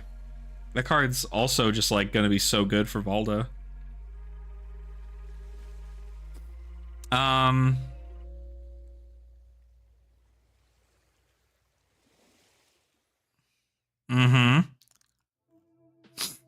Yeah, it's one of the cards I might pick up for a collection just because, like, it's going to go up again. There's no reason for it to have not, right? Earth Lore Bounty. The extended art. Yeah. 34 for a cold foil. 35 for a cold foil. That's crazy. From Everfest. Like, this equipment from Everfest. Blows my mind.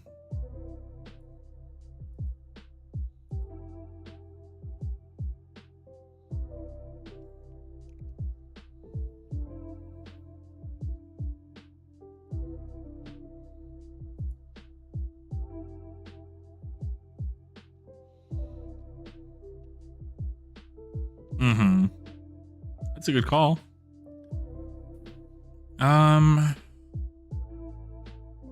God. See, like, I also don't want to go all in on Guardian, because going all in on Guardian means that I'm probably gonna freaking die to Necromancer. Like, I want to see what Necromancer does first before I start buying into anything else. I mean, obviously, like, I want to own these cards anyway, because, like, I plan to own a collection of everything playable. But I mean, what do I not have from here? I don't have Oakenolds. I don't have the Fellings. I have a Felling. I don't have any additional. I've got the Mangles. I've got the Smile Crushes. I've got all the stuff from the Armory deck. I've got the Channel Leak Frigids. I've got Buckles. I've got the Imposing Visage. I've got the Terra Sunder. So, like, you know. And then what is... I mean, what the hell does Trounce go for? Trounce is a $5 card, okay. Join the Silver Generating Queue? No, don't get me wrong. I think there will come a time that Arachne Huntsman is the best assassin. It is just not right now. It's just not right now. If I'm moving to an assassin after New leaves, it's probably going to be either Slippy or Azuri. Azuri's got a lot of really, really awesome, like, tech. And I think the concept of just, like, the reaction step being like, oh, I get to play a 2-cost card for free, like, is pretty good. So, and as we get more and more 2-cost cards that come out of sets, like, Pretty good.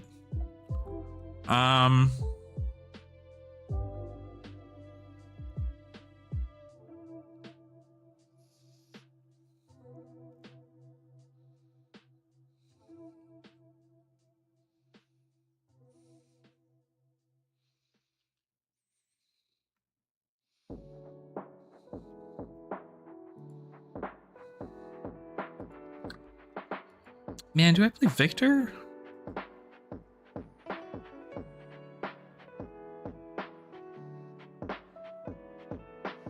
No, I should figure out Jarl. This is just the thing that makes more sense.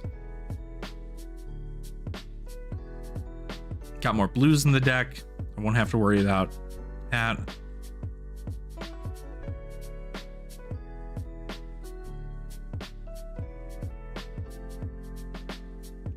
Oh, absolutely. I mean, being able to quite literally just be like, hey, I'm going to banish the top card of your deck. But before I do, I'm going to look at it and see if I want to banish it. Like, you do get a lot of knowledge from it.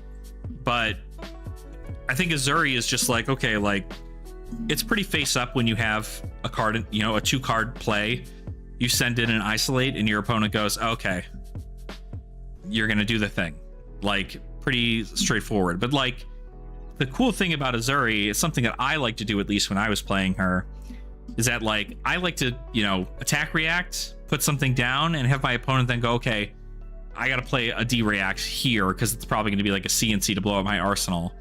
And it's like a Ravenous Rabble. And they're like, oh, yeah, I got you.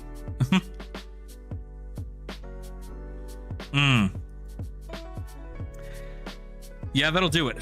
That'll do it. I played Blue Unmovable in my Commoner Enigma deck, and everybody's just like, I can't freaking believe you. You don't need to be doing all this. You don't need to be doing all this.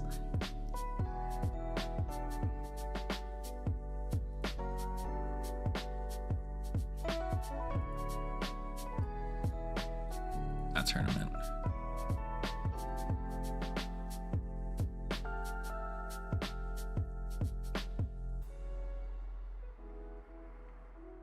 The hell is this son of a bitch? Oh, he's up here, Jarl.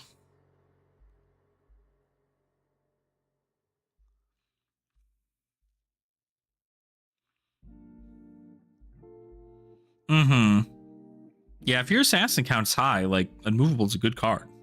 Blocks for like 8, 7. Like, are you kidding me? Yeah, I'll play Bonds of Agony. Okay, cool. I'll block 3, and it's like, oh, they're gonna have to give me their whole hand in reaction. It's gonna be crazy. It's like, cool pitch. Unmovable. Yeah, literally. Like, it's like, oh, geez, shoot, okay.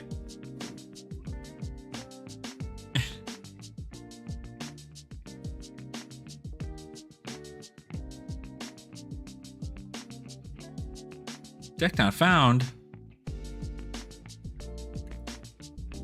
It's just CYB, yeah.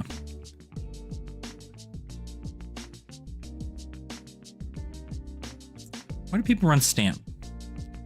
Enters the arena if you have 2 or more cards in your pitch zone with cost 3 or greater. Your hero gets +1 until the end of turn. While Stamp Authority is in the arena, attack action card effects do not trigger when they hit. Pretty good. At the beginning of your action phase, destroy Stamp Authority. So you only bring this into Assassins?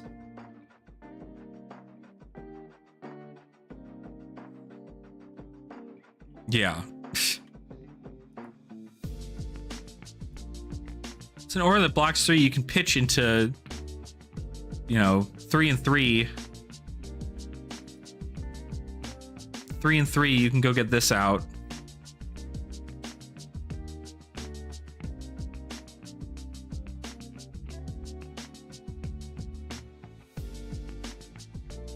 I think it's Stamp Authority. Draw 5.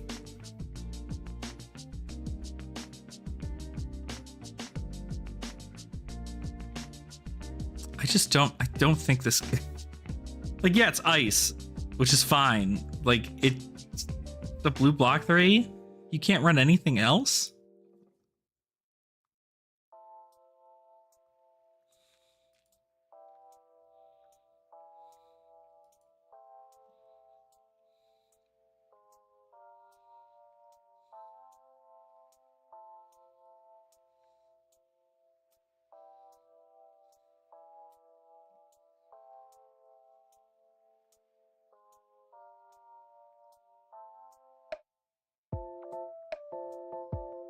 Mm-hmm.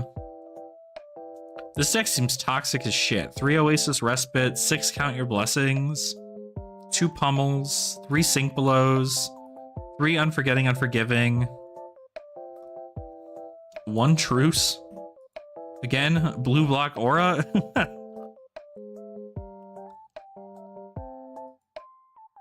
A Remembrance, Seeds. This seems toxic as shit. I love it.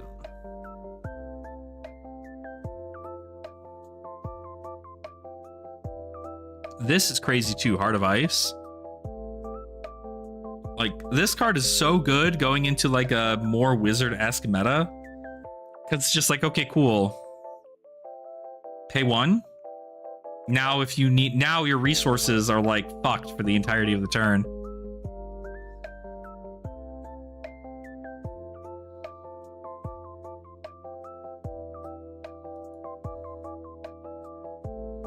I wonder if SCG has Star City.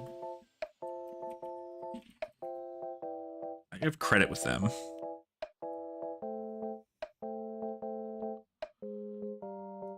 Yeah.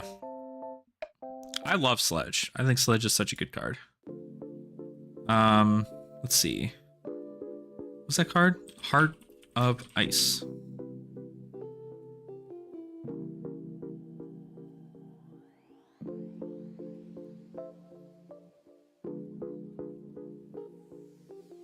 Well, for $10 more, I can get the freaking cold foil version of it.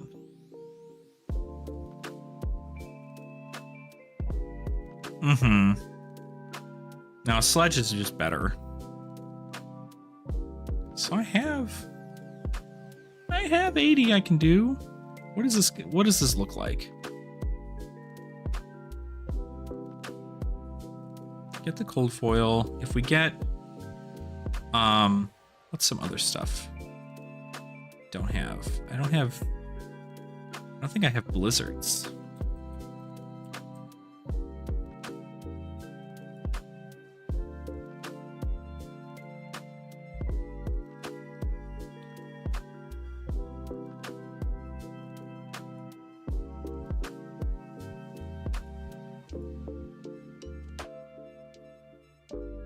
Mm-hmm. Yeah, deck is pretty good. I have Seeds. I have Sow. I have Sledge. I have Remembrance. I need Oakenolds.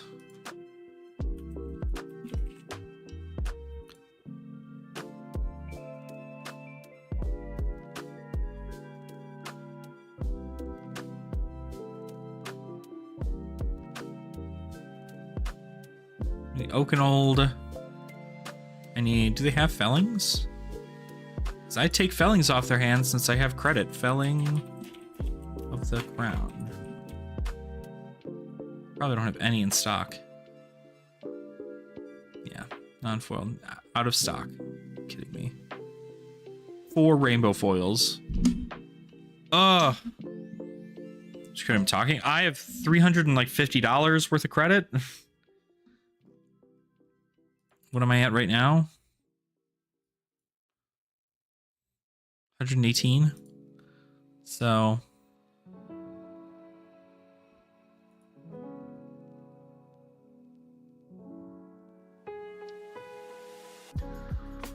because I don't want to play with rainbow foils.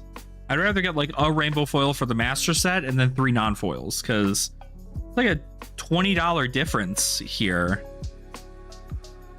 Like, yeah, I could get the rainbow foils, but like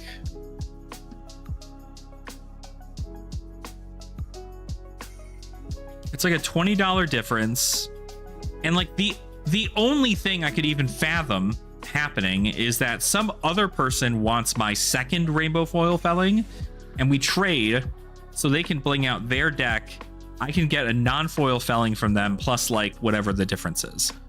Like, that's the only value in me getting 2 Felling of the Crown here, because I just do that.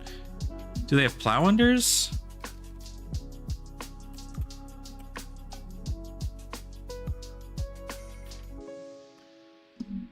Yeah. Yeah, there's no plow unders, but there's rainbow foils. Again, a $10 difference in price here. And they only have one. Ugh.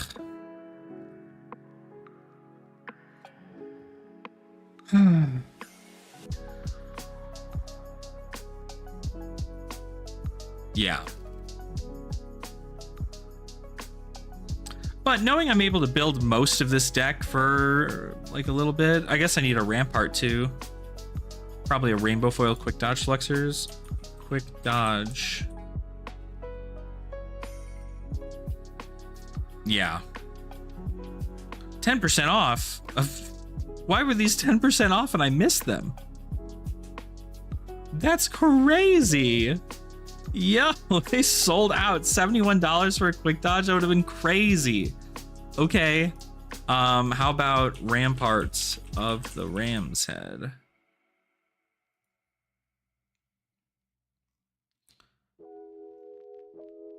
Is a cold foil for $90. Or for $70, I can get the rainbow foil.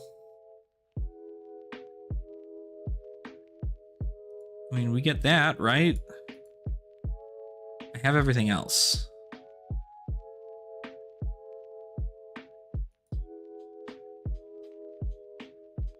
Rampart's 60 on TCG Player? Yeah, but I already have credit with these folks.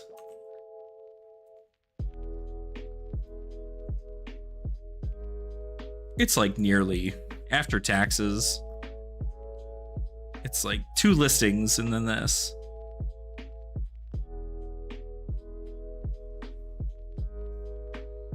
Real question is, a cold foil is going for 83.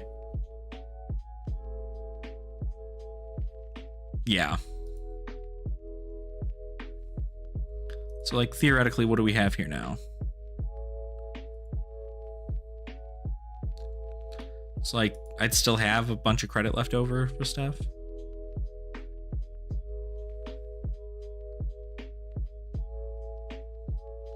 Yeah, that's what I was thinking too, just because like it's $30 more, but like, or $20 more, but like this is a good Guardian equipment piece. It's also from Tails. You know what I can do instead? So hear me out, Topple. What if, and hear me out, right?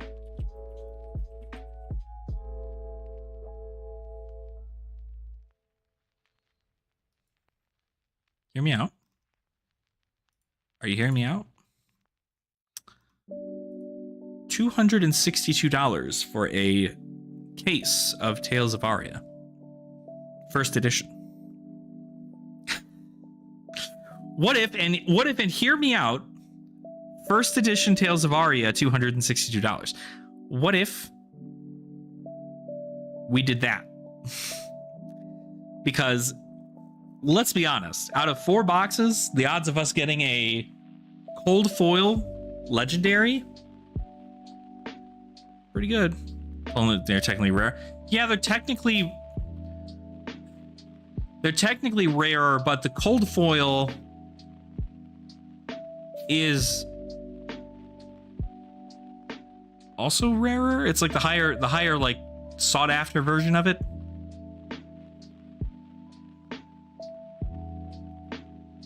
But also the same concept, right? I mean, for $60 less, I can open up this, you know? Even if I pulled a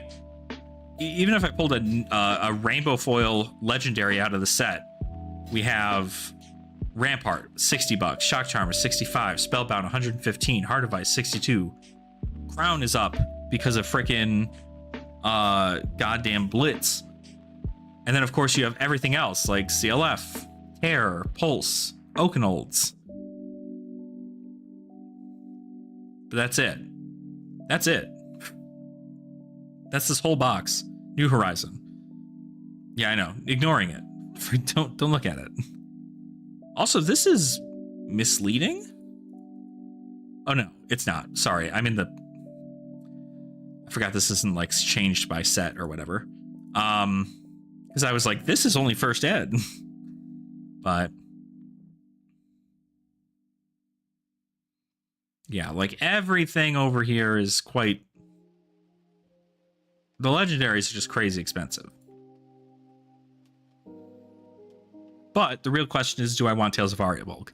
Can I instead, because I already own a Cold Foil Creepers, I already own a Rainbow Foil New Horizon, I already own a Rainbow Foil Shock Charmers, what if I just bought the remaining legendaries from this set and didn't fucking worry about what it was?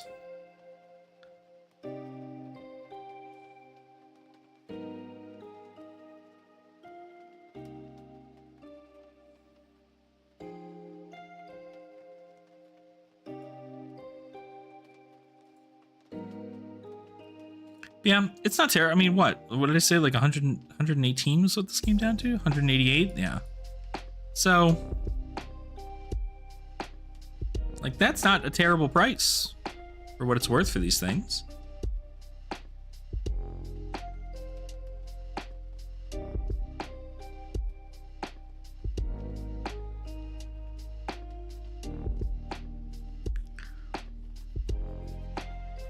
No, Majestics are not expensive in Tales.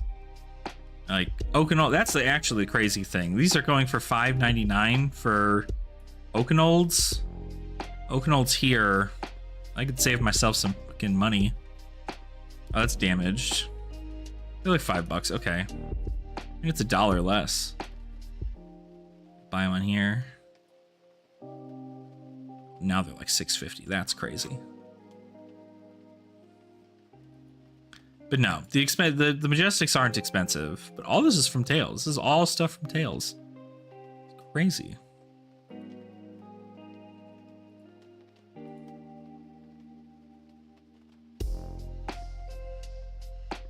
How much is a Cold Foil Titan's Fist going for? It's probably a lot, huh?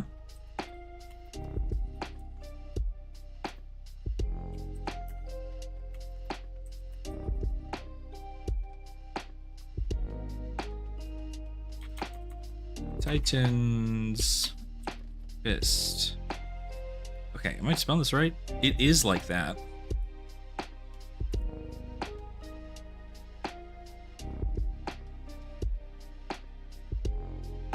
$40. Not terrible.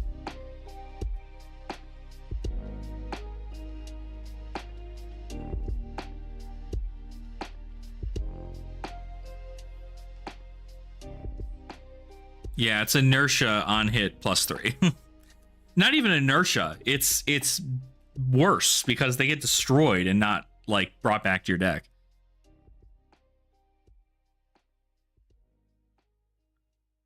Silly me. Yeah, right. Yeah, it's the same price. Get the gauntlets instead. This is drip. This is bling. If you don't already have the other stuff.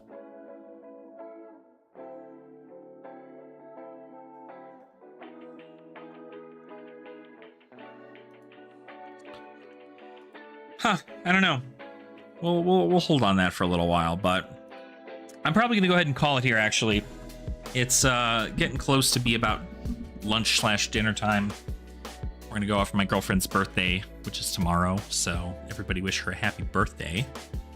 But we're gonna go out tonight, go get some food, and then I've got some content I'm gonna work on. Probably just some collection talk or even commoner content, clash content, stuff like that. But I have a lot of projects I have to work on this weekend, so I want to make sure I'm able to get that all taken care of and, you know, still get through my life. So, but I'm happy I was able to get New built. New will probably be, I'll probably run New until she's done for the season, if I were to guess. I think she's going to make it to Nats, but I'm not playing in Nats, so it doesn't matter to me. But I do think she's going to be a pretty big contender into that format just because Enigma's no longer here. But yeah, I don't know. We'll see. We'll see. Yeah. Just run New for the next 4 months. I'll figure out the rest later. As I continue to get more and more of my collection, I can figure it out. Because it's either, right, I'm going to play New, and then Gravy Bones is going to come out. And if I really like Gravy Bones, I'm probably just going to play Gravy Bones. Or if I enjoy like Marlin, I can play Marlin. I have a lot of mech stuff. I can play Puffin as well. If any of those heroes fit my fancy, or who knows, right? Maybe we get a little spoiler for set 17, and that blows my mind. So, yeah, so we'll see. But regardless, thank you all so much for hanging out. Appreciate y'all here. I'm probably not gonna buy like too much of high seas, I don't think, but it'll probably be enough to where, like, I'd like to buy a case theoretically, but I probably will just buy the singles, because I just rather buy the singles. I think I can open up a box every now and again, but yeah, 2 cases you can get a common rare set. You could also just buy a common rare set for $40. I think folks like Hamal, Hammurabi TCG sell common rare play sets. I think even MinMax does that. They sell common rare play sets for like $45 or something. If you can get them cheap, you buy your boxes, bud. That makes sense. If you can get them cheap, especially that cheap, get them. I can get them fairly cheap locally, but again, like, I have to commit to a case. I can't buy like per box. I have to buy a case at that rate. And so I don't know if I want to drop that yet. Frankly, I don't know what else comes in the set. Obviously, if I'm going to be buying packs, like, I'm not going to buy loose packs of ICs. I'm just going to buy a box at that rate, but we'll see. I'll probably buy a few boxes to start, keep a couple boxes so we can practice draft whenever we're going to Nats with me and the gang, and then I don't know, open the rest casually and get some other stuff and see what we get. But